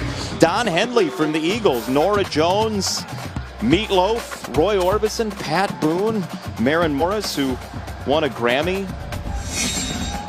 So just recently she did, and that is some big-time nameage there from North Texas, as this is Smiley, the senior, breaking free. And finally some harmony from the North Texas offense. 73-yard score.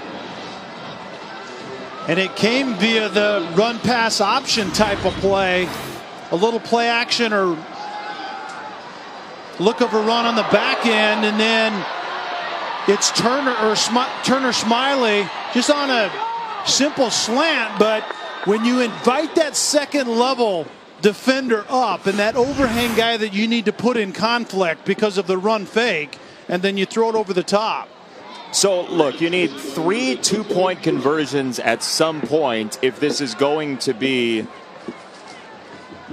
your comeback. So you kick the extra point here and then go for 2 on the next 3, or you can go for 2 here. So they're going to chase them early. Yeah, I think chasing early might be one of the things you do right here. You need all you can get when you can get them. But you could hurt your momentum after a big touchdown. End zone batted away. Chris Tooley, the defensive back on the coverage. So now you do take a little bit of the juice out of the 73-yard touchdown. 34-9, still a long way to climb. Tonight, the Dr. Pepper ACC Championship game. They'll have a lot to say about who's in the college football playoff final rankings. A 4-hour show tomorrow. But first, Clemson and Miami, 8 Eastern on ABC and live on the ESPN app. All right, so North Texas goes for 2 a little bit early. And the question is, will they onside kick it in this case? Kel? Yeah, I think they might do exactly that. And we can talk about whether you should have kicked 2 or 1 or gone for 2 or kicked an extra point on that last one. Chris Cotter always knows when to go for 2.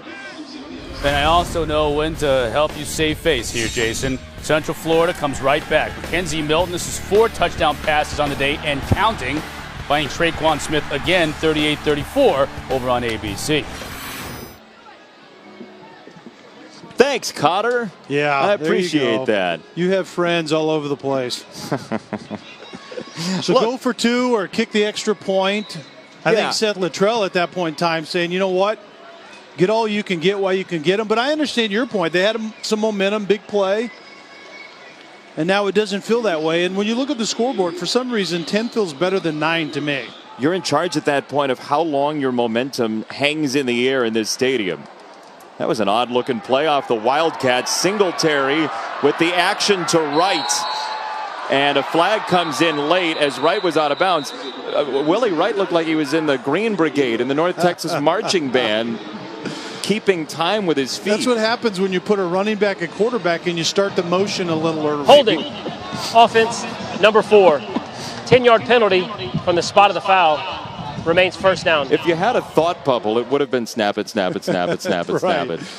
But that's really what happens. That motion is supposed to be timed with the snap. And when Singletary is the Wildcat quarterback, he started the motion with Willie Wright a little bit too soon, and he gets kind of backed up in the backfield.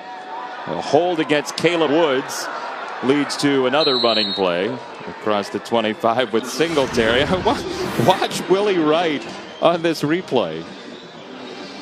Remember, you have Singletary that's the Wildcat. He starts the motion a little bit early on the first clap, and then, hello. Oh, boy. It doesn't always work as smoothly as the scoreboard suggests. No, but in the meantime, you have North Texas that is playing a little better defense. 3rd and probably a pass down for Florida Atlantic. And North Texas having the ability to get off the field right here. And then you never know what's going to happen. You ready for the FCS playoffs? Is that what you're suggesting? No kidding. North Dakota State surely is there again. Same color scheme, too. That's true.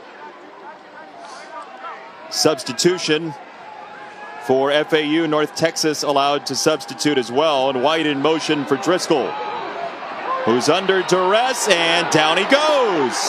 Sack for North Texas. E.J. Agia got him first.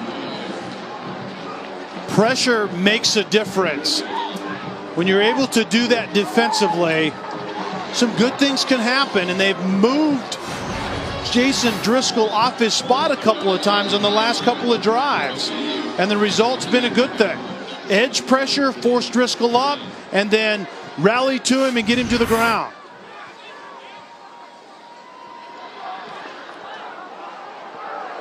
Darden back to receive the punt, and it's a short one. So North Texas's mean green feels the pendulum swing in their direction right now.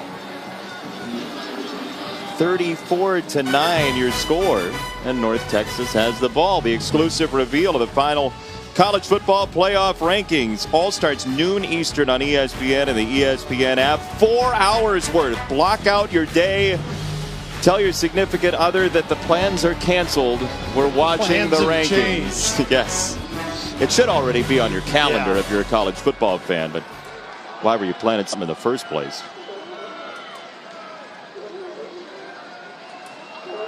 Mason Fine on the run, and he crumples in a heap, giving himself up. And North Texas, with Alshire coming in, North Texas wanted a flag as Snyder is down and injured. Hunter Snyder, the junior defensive end out of Palm Harbor, is injured. tell you what, there's still 17 minutes plus left, and North Texas has the 17th best scoring offense in the country. Yeah, and the way they scored that last time with the big play that they haven't been able to get all afternoon, and you would expect the defensive coordinator for Florida Atlantic, Chris Kiffin, to go back to kind of his three deep look, forcing North Texas to drive the ball and take away that big play. Mason Fine, he's not the type of guy who's going to give up in a game at 5'9" and change. They list him at 5'11", but that's a little generous maybe, and he doesn't care. He had one offer at the Division I level. It was Austin Peay, until North Texas came calling for a young man who is very proud, part Cherokee.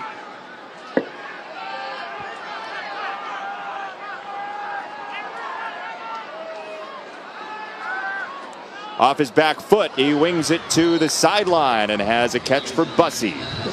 Jason, Seth Luttrell came calling Mason Fine, but it wasn't until after he had gotten the job. It was 2 weeks before signing day. I asked Mason, what are you going to do if UNT didn't call you? He said, I don't know, maybe be a preferred walk-on at Oklahoma State. I asked him about the hype, and he says he thinks he wakes up every day with a chip on his shoulder. He says people make more of it, that he can actually see the field perfectly fine. Scanning here, backpedaling, and he decides to throw it out of bounds. What do you think of that in terms of the height? I mean, I know you can only see what you've seen at your height. Yeah. What do you think he's seeing back I've never played the position from 5'9". Yeah. So I don't exactly know how it is, but I know this, that when you've played that position for this long and you've been this successful, you obviously, has Mason Fine, found a way to find lanes to throw the football and see things downfield and create with your feet and be as good as you can in terms of accuracy and ball placement and football knowledge, and he's next level at all those things.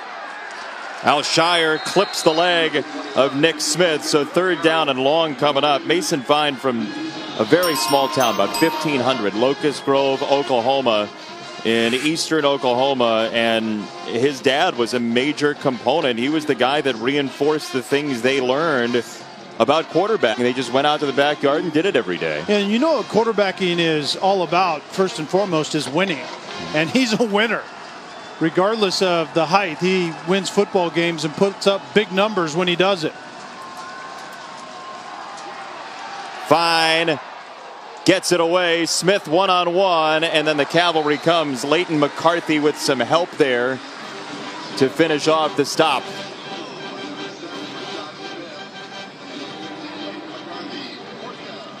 Rashad Smith got there first and then turned him inside.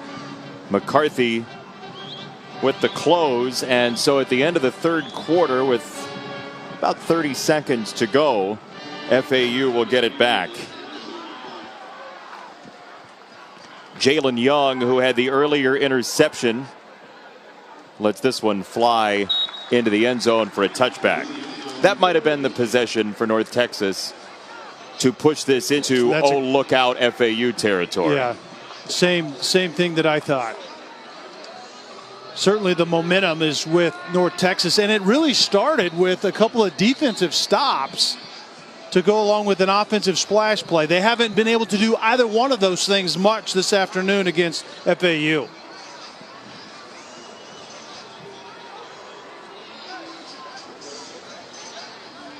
You want the good news or the bad news if you're North Texas? Give me the good first. Good news is you've won the quarter. Yeah. The bad, obviously, is it's 34-9. Is that where you're going? It's roughly the bad news, yeah. But again, two teams that you didn't necessarily expect to be here in the Conference USA Championship game. North Texas 1-11 just 2 years ago. Florida Atlantic 3 straight 3-9 seasons before Lane Kiffin brought his train into town. Franklin wanted to throw, and Franklin will run to some good success. The Auburn transfer, Franklin, as a flag has come in at 10 seconds in the third quarter. Franklin wanted to throw, but Caleb Woods was the receiver and didn't act like he knew that it was a pass. Block in the back. Offense, number 4. 10-yard penalty from the end of the run. First down. And oh, by the way, Franklin thought that Woods was going to be the receiver of the football, not the blocker for the run, because there was no run. Lane Kiffin says, hey, chill, everybody. Yeah. We're up big. Florida Atlantic did not look that interested in that quarter, by the way. Yeah. Does the switch flip again in the fourth quarter? Do they hold the lead? What else may happen in this rematch? Conference USA title game, fourth quarter after this.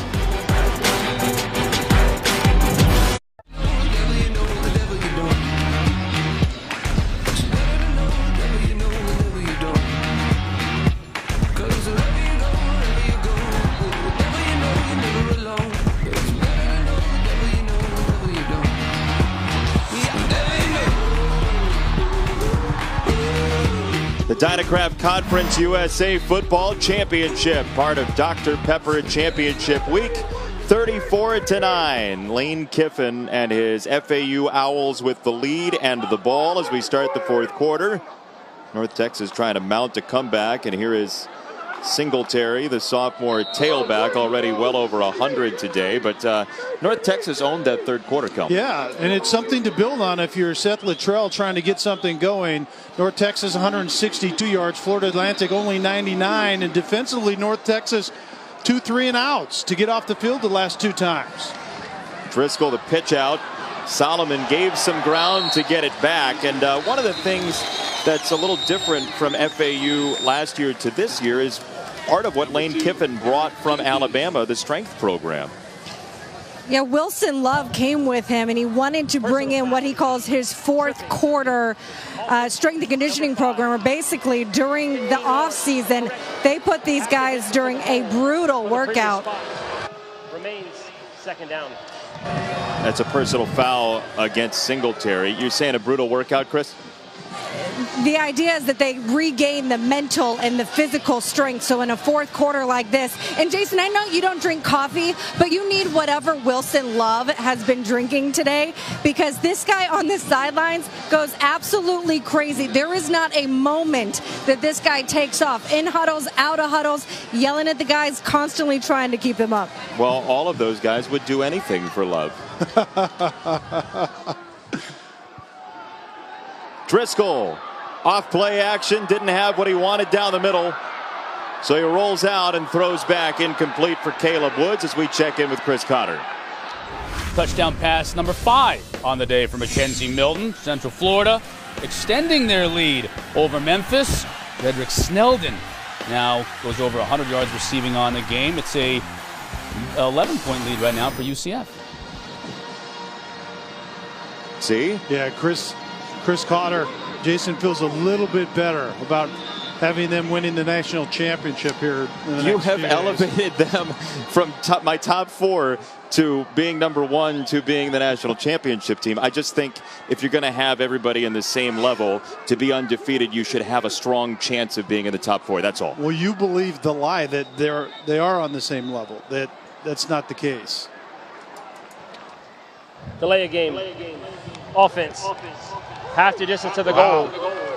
Remains third down. Now, just to be clear, if UCF played 4 Power 5 teams in the non-conference, right. They had the Georgia Tech game canceled. If they played 4 Power 5 teams in the non-conference and won them all, we might not be having this debate. Yeah, we wouldn't be having this debate, and it's called strength of schedule, and so those things certainly matter. But in the meantime, Florida Atlantic offensively look out of sorts, and they have for the last 3 drives, including this one right here.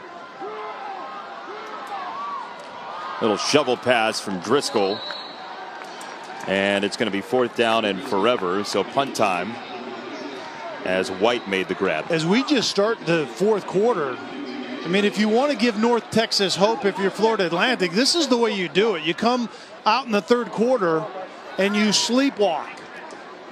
3 straight drives without a first down, Florida Atlantic, when they were absolutely a racetrack in that first half, even though they weren't exactly efficient in the red zone, and they just don't have the same sense of urgency. And I guarantee you that there are coaches on the sideline, chief among them Lane Kiffin, that's saying, dudes, we need to get our act together.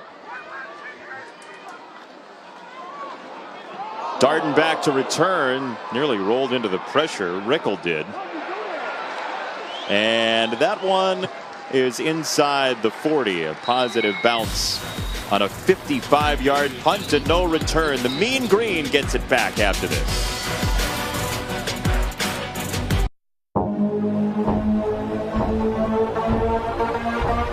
The ACC title and playoff position for both teams on the line.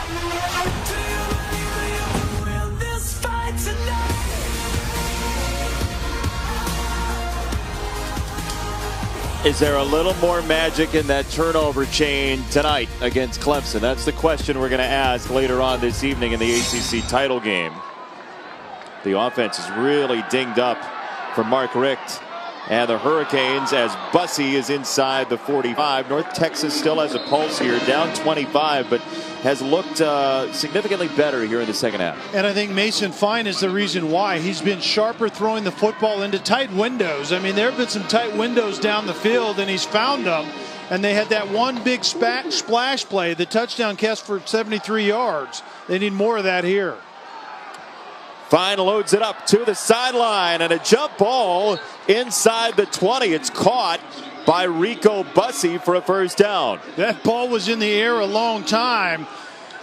Fine actually rolls slightly to the right, changes the launch point, get out of that traffic that Florida Atlantic has been able to get onto him from the defensive line, and then Bussey's running a deep out route on the opposite side. That was a long throw. Well done by Fine.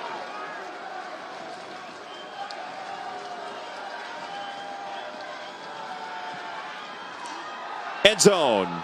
Too much for Quentin Jackson, but Mason Fine, part of the recruitment was Seth Luttrell said to Graham Harrell, pull up all the best stats of quarterbacks in the country.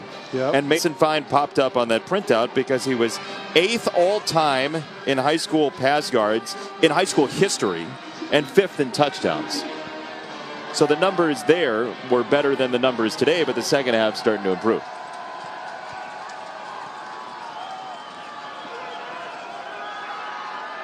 Fine rolling, and he's got a completion for Lawrence inside the 5, 1st and goal. Great adjustment by Michael Lawrence. He was started to run a crossing route, stopped and curled back outside when he saw Mason Fine have to slightly move out of the pocket to that same direction, and finds Lawrence. Well done once again.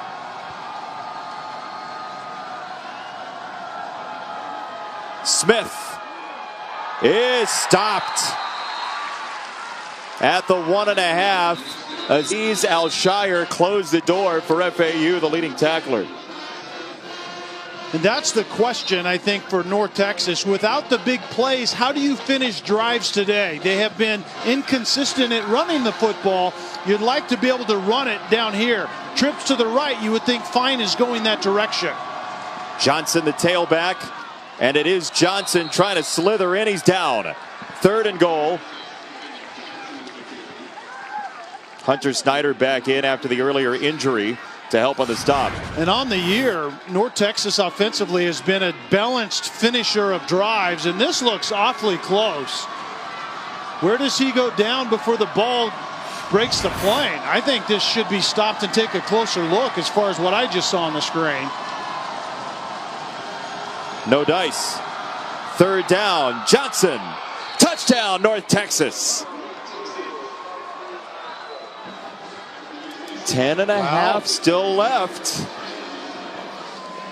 You don't want to give a feisty team like North Texas life, and that's what they have right now. They have hope that they might be able to do something miraculous.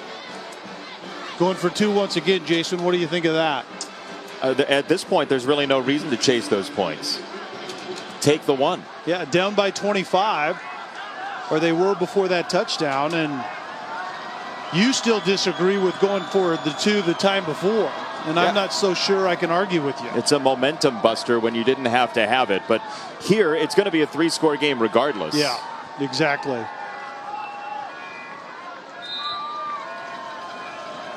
All right, they're going to go for 2.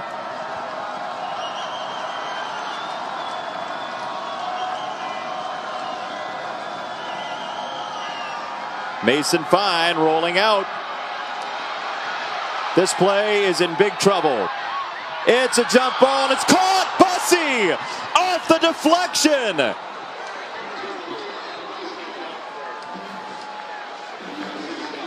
Have you ever seen the Hail Mary two-point conversion?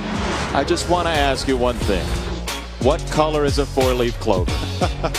I think it's the color of the jerseys North Texas wearing, right? This is a mean, fortunate two-point conversion for the Green.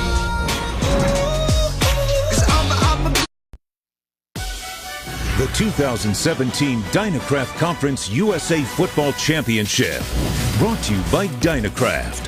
Visit DynacraftWheels.com to shop the coolest bikes, scooters, and electric cars for the whole family this holiday season. And Jared, the Gallery of Jewelry. Yeah, the end zone was keep out in the first half for North Texas, but 34-17 suddenly, as you see the Tortuga Trail at the FAU campus. And this is the tortoise and the hare. The tortoise is clawing back. Catching up. North Texas trailed 34-0 with 6 minutes left in the third quarter, and now look at us. Pop-up kick and a fair catch at the 30. As we take a look back, our Dynacraft drive recap. North Texas in once again.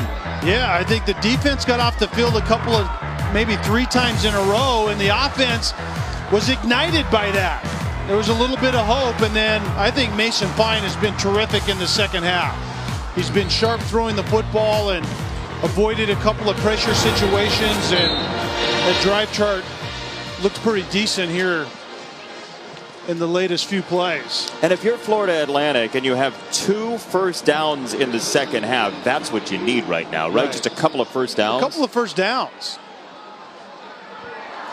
This one goes horizontal with White, and it's second down and long. And it's odd in the game of football and sports a lot of times in general. Momentum is kind of pervasive. You know, your offense starts something and all of a sudden your defense plays better. Your defense starts something and all of a sudden your offense acts like they can do things differently. And that's what's happening with North Texas currently. And Florida Atlantic, quite frankly, opened the door by looking disinterested in that third quarter and maybe taking their foot off the gas a little bit, even play calling wise and schematically. And you don't always go find that just automatically. Play action Driscoll on second down. He had enough time to get it downfield. Incomplete. Hall didn't really play the ball, but the contact didn't come until the ball was by, so no flag. Yeah, that was good coverage by Hall and just a bad throw. I mean, Driscoll needs to get that in the neighborhood. He underthrew that by about 4 yards. If you get that to the receiver, and then the official has to make a choice. You know, did Hall impede the receiver getting that football or not? In the end, there wasn't a question about it.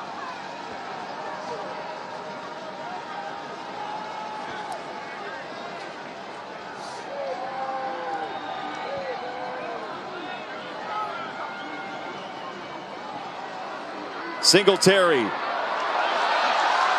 First down, FAU, their first down in about 18 minutes. If you need something good to happen, you go to the best player in this game, and that's Motor Singletary. And you get a play there. It wasn't actually that well blocked. The majority of that was based on Singletary's ability to make guys miss. Great running backs have great vision, and then they create their own shot. When people show up that aren't blocked, you make a miss, you convert when your team, I think Florida Atlantic desperately needed that. Last first down was 12:21 left in the third quarter. Singletary now over $150, and Driscoll runs this one. He gets a block downfield from Solomon and another first down. Chris Cotter. All right, guys, defense is somewhat optional around college football today. And this one too, TCU coming in with the best defense in the Big 12, but Baker Mayfield shredding. Michael Jones here with the score 31-17 right now. Early second half, Sooners on top. Wow. I thought Gary Patterson's defense in the rematch would maybe do a little bit more than that. But Baker Mayfield, if he doesn't slip on a banana peel, is going to be the Heisman Trophy winner, in my opinion. You think so? Oh, yeah. I think he's the best player in college football. Timeout. FAU. FAU burns a timeout on a big drive, though, leading by 3 scores. 28 rushing touchdowns this year for Devin Singletary of FAU. Yeah, a terrific player, great vision. He's how Florida Atlantic pays off so many drives, and he's done it a couple times here today. But the 3rd and 11, 18-yard run when his team desperately needed this was, I think, his best run of the day, no doubt about that. That would have been the 4th straight drive for Florida Atlantic without a first down. That wouldn't have looked too good. And remember, the momentum had switched over into the guys in the green uniforms. Singletary to the 34. He's well over 100 today. And Kevin Smith, his running backs coach, is feeling the pressure starting to build. Creeping up there. And I don't know if you're Kevin Smith, do you root for that, or do you have Kiffin call a pass when they get down there, or what do you do about that? Hey, coach, let's throw it. Hey, coach, let's take that number 5 guy out of the game. He looks gassed. Yeah, he needs a blow. That was when UCF was in Conference USA, now moving over to the American. Driscoll, pump fake, deep ball, could be picked. Oh, that's a big play by Caleb Woods to bat it away from Jenkins, who was sizing up the interception. Yeah, a double move outside the sluggo, the slant by Caleb Woods, and then the go, and Eric Jenkins plays it really well. But you're right, it was Woods tipping the ball at the end, or I think Jenkins picks that one off. 3rd down and 6 for Driscoll, whose brother Jeff was at Florida and Louisiana Tech playing quarterback. Jason Driscoll has his man. 1st down for Solomon. That may be the backbreaker for North Texas. Yeah, and a good adjustment by Cam Sullivan. Coming inside, nothing was there. Whirls back outside, and Driscoll had the protection that gave him the time to find his receiver on that adjustment. Cam Solomon, whose first career catch came in front of the Alabama Crimson Tide in 2014. His first ever grab was against Alabama. Now a senior, Solomon, with an important 1st down.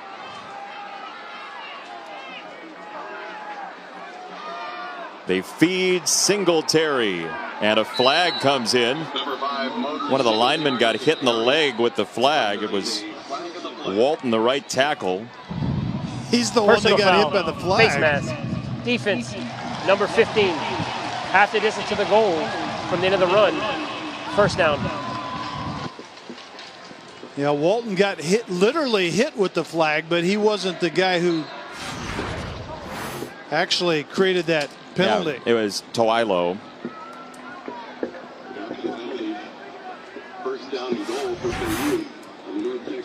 They referred to him as Towala Bear, but that was not as endearing.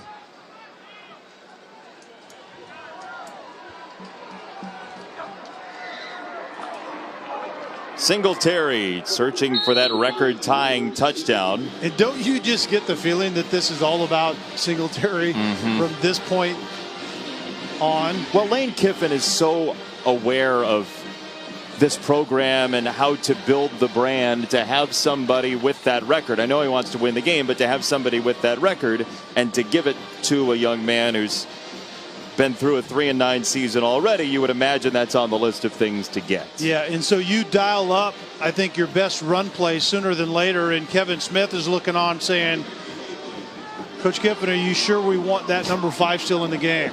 Boy, I remember a play that we called. It was play action, looked pretty good. Singletary changing direction. Touchdown, there it is, the record tire.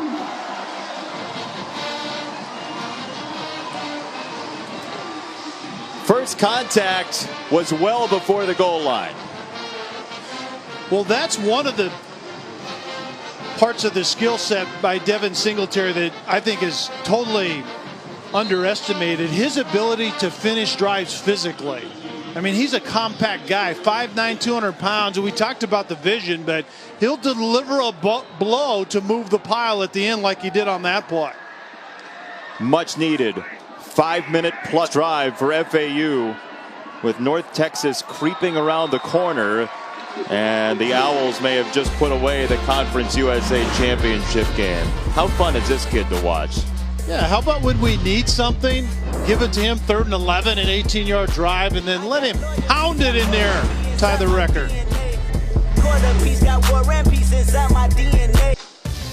SVP has Sports Center after all of this craziness. All the college football championship games is Championship Saturday. Reese and Chris and Kirk and Booger join the show to talk the college football playoff top 4. Coaches will make their cases.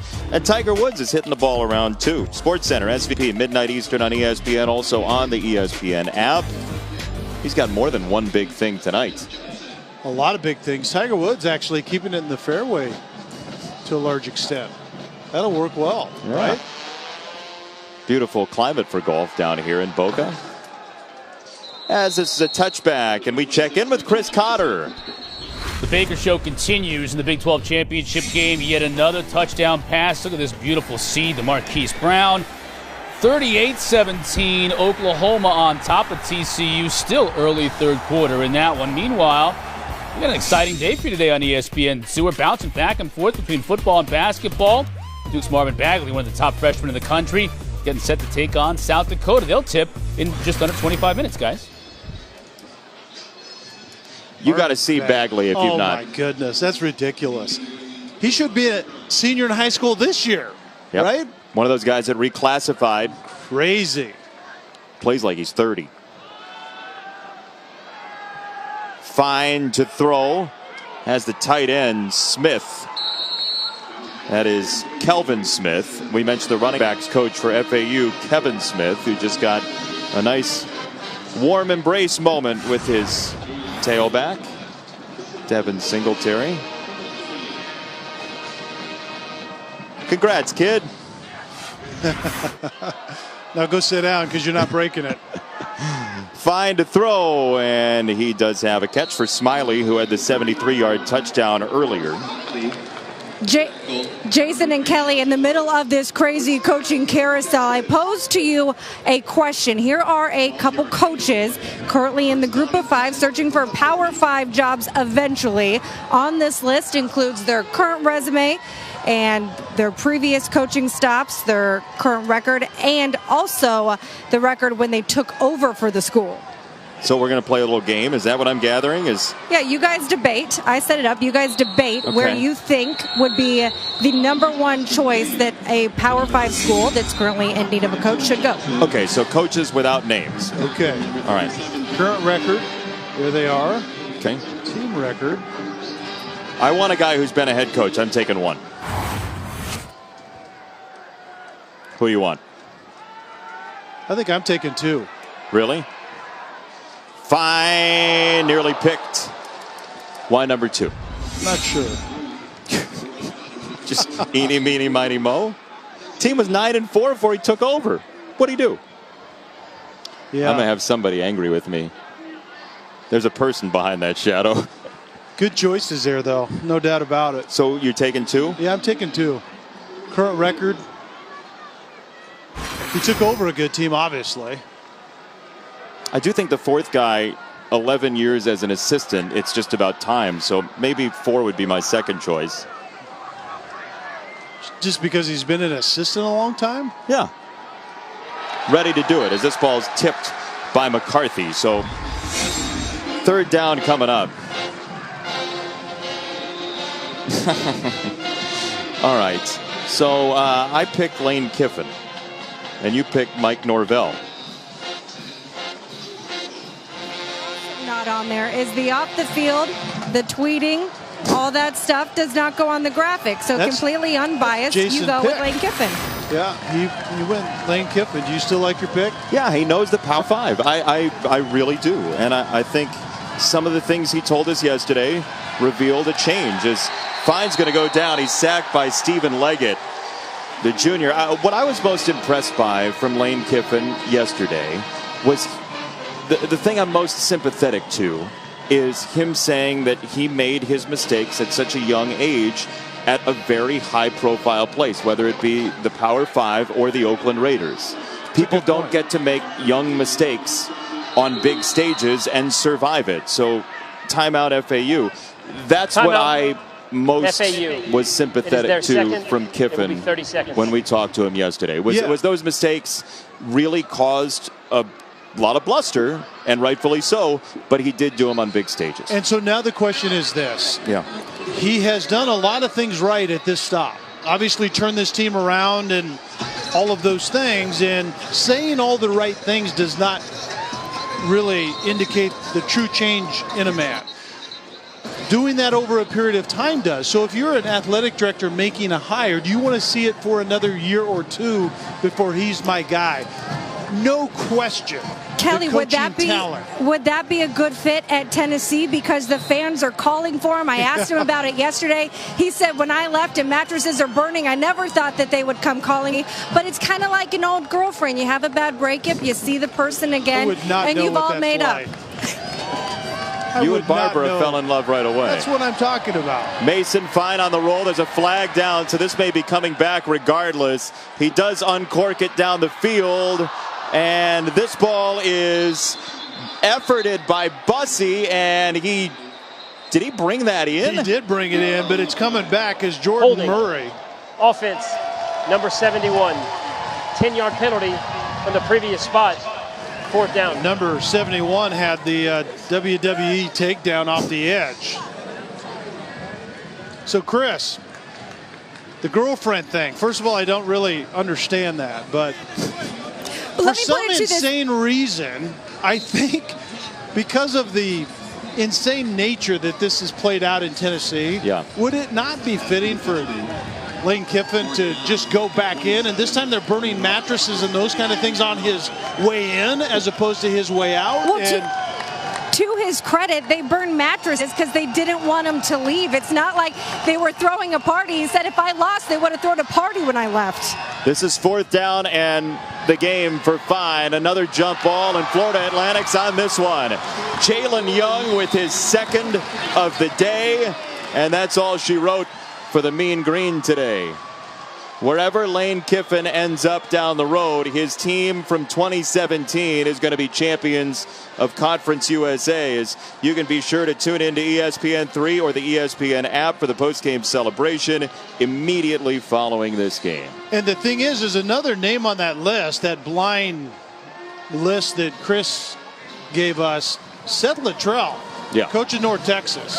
I mean, he has the right coaching tree, that air raid, and then it met kind of Larry Fedora in North Carolina, and you had the run game and you go fast, and then what he's doing on the defensive side with the 3-3-5 is kind of the Rocky Long aggressive, I didn't like facing it when I was the play caller type thing, and he's doing some incredible things right now in North Texas.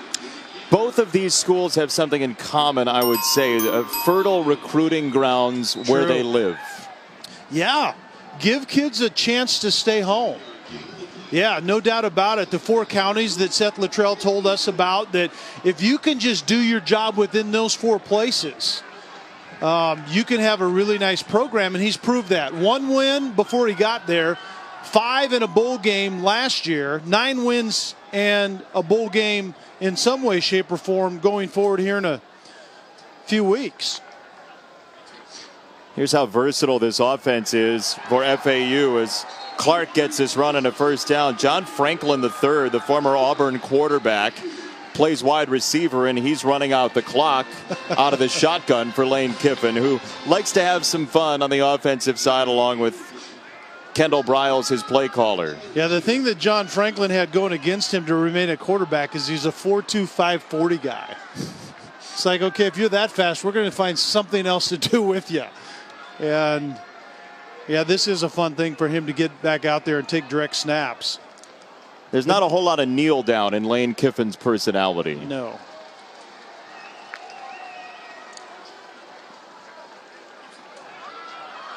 And then that guy gets the ball. And there he goes. Franklin through the sunlight to pay dirt.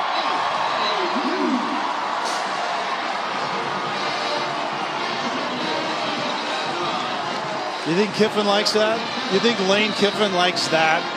I'll show you how to run out the clock. How about I give it to a former Auburn quarterback who's played wide receiver for 1 year now and runs 4.25, and we give it on the quarterback zone read, and he keeps it and gashes.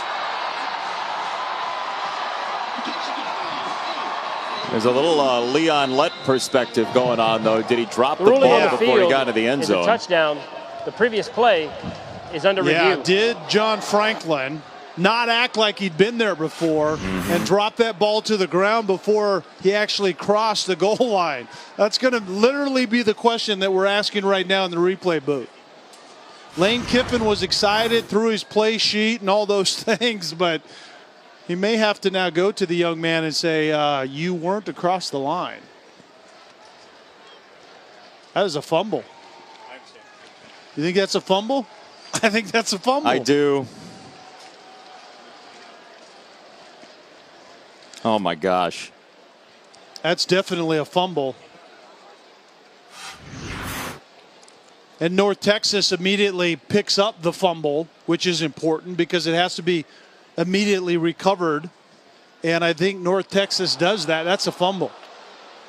There's a major groan from the crowd remaining here in Boca.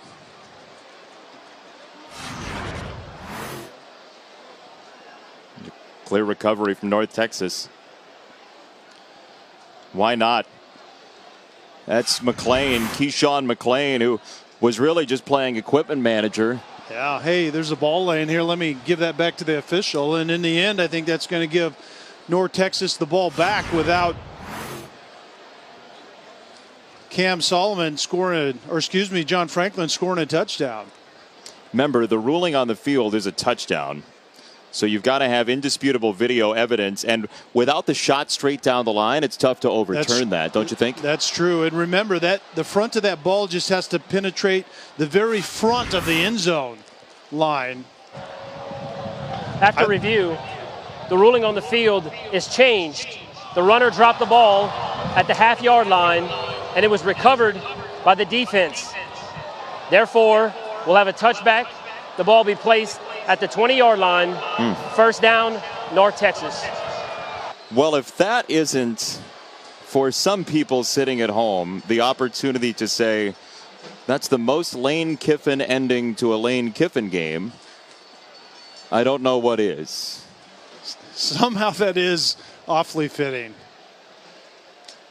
That is not to disparage what Florida Atlantic has done or what Lane Kiffin has done, but he has been very active on social media. He has been very outside the box, and this is a creative way to close out a championship.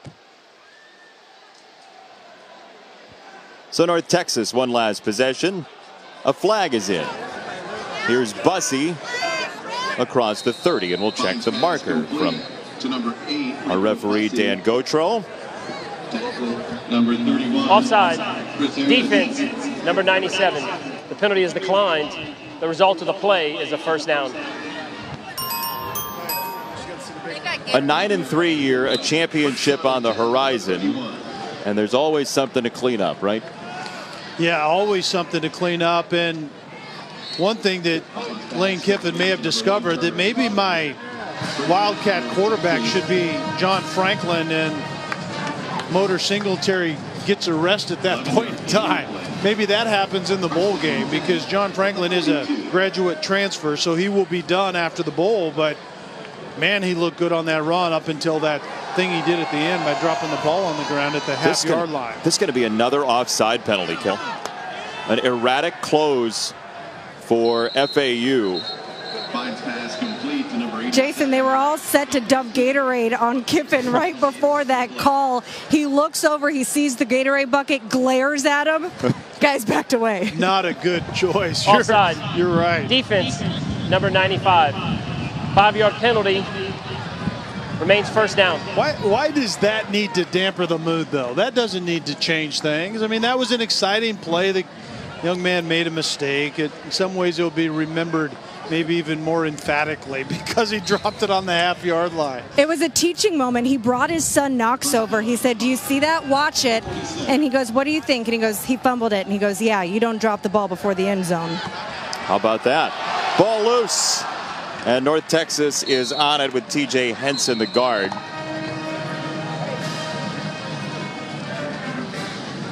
That's interesting. I mean, coaches are always coaching. North Texas. No matter who's around, right? It is their first. Yeah. It will be 30 seconds. Hey, son, come over here. Watch this one. Don't ever do that. Don't ever do this. Run like he ran, but don't drop it on the half-yard line.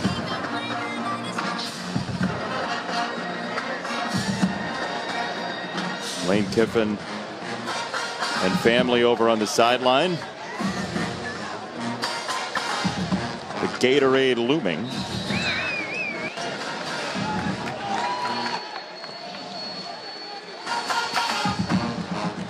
See, Lane might be calling John Franklin down to talk to Knox personally now and say, you tell her that that was a mistake and don't ever do that, son.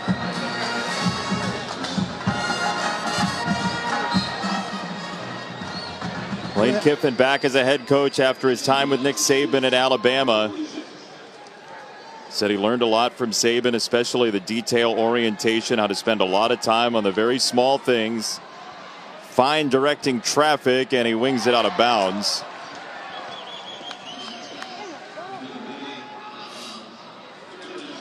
It was really interesting hearing Lane Kiffin talk about Nick Saban. He said he'd have a 20-minute meeting over whether or not to call heads or tails if you win the toss. And Lane Kiffin said that he probably isn't going to swing all the way to that end of the spectrum, but the fact that you need to have a battle plan pertaining to everything that might happen in a game, so when it does, you've already been there. That is quintessential Nick Saban, and Lane Kiffin believes that he learned that. Tucker, the tailback, breaks a tackle and is inside the 40-yard line. The remaining drama is the Gatorade. North Texas. It is their second. The kids 30 seconds. joined in.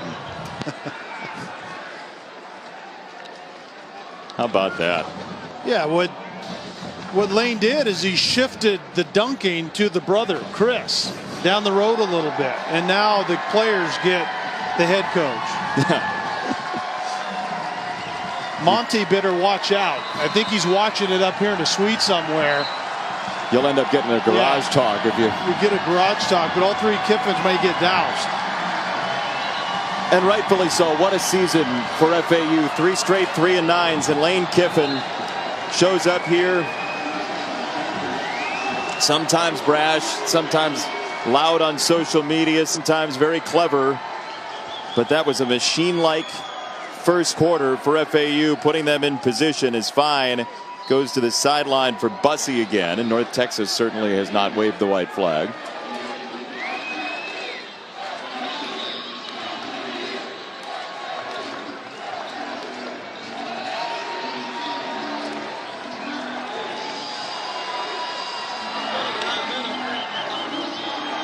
A lot of stress in the head coaching position, but a little fun time for Lane Kiffin and the kiddos. Fine is hit, gets out of it. Mason Fine is dropped at the 35. And Florida Atlantic, with sack number 9, clinches the Conference USA Championship.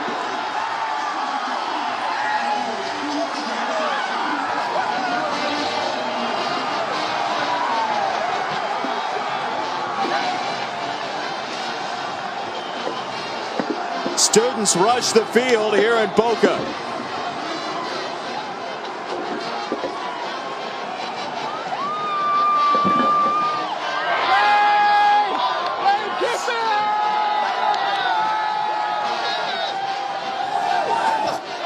A 10-3 season for Lane Kiffin.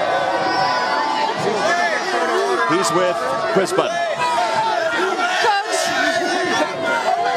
what's this moment feel like for you? Oh, it's not about me. I'm so happy for these players, for these fans that, you know, they've worked really hard, you know, to go 9-0 and, you know, a dominant performance like this, you know, it's just a special year, and I'm just happy that I could be right here in front of our own fans and just a really special moment for these kids that have been through a lot. And all champion take a team that was not used to winning and to see them enjoy it the way that they have. We were joking about it on the headset, you know, after 3 straight SEC championships. Today, you know, these kids, you know, it's so different. You know, they hadn't experienced anything. So it's an awesome feeling, and, you know, like my man Leachy said, it feels like Woodstock. What did it take to get here? It took these kids working really hard, and these, you know, it's all about the players. I appreciate it. Thank you. Well, I don't see Janis Joplin or Jimi Hendrix down there, but the rest of it looks like Woodstock. Yeah, and what he just said at the end gets me is 3 SEC championships, but seeing the look on the players' faces after wins during the season, let alone 9-0 in Conference USA and a championship, that's all big stuff. For Kelly and Chris, I'm Jason. FAU wins the 2017 Dynacraft Conference USA Championship. Post-game ceremony on ESPN3. For now, college football scoreboard. Chris Cotter, take it away.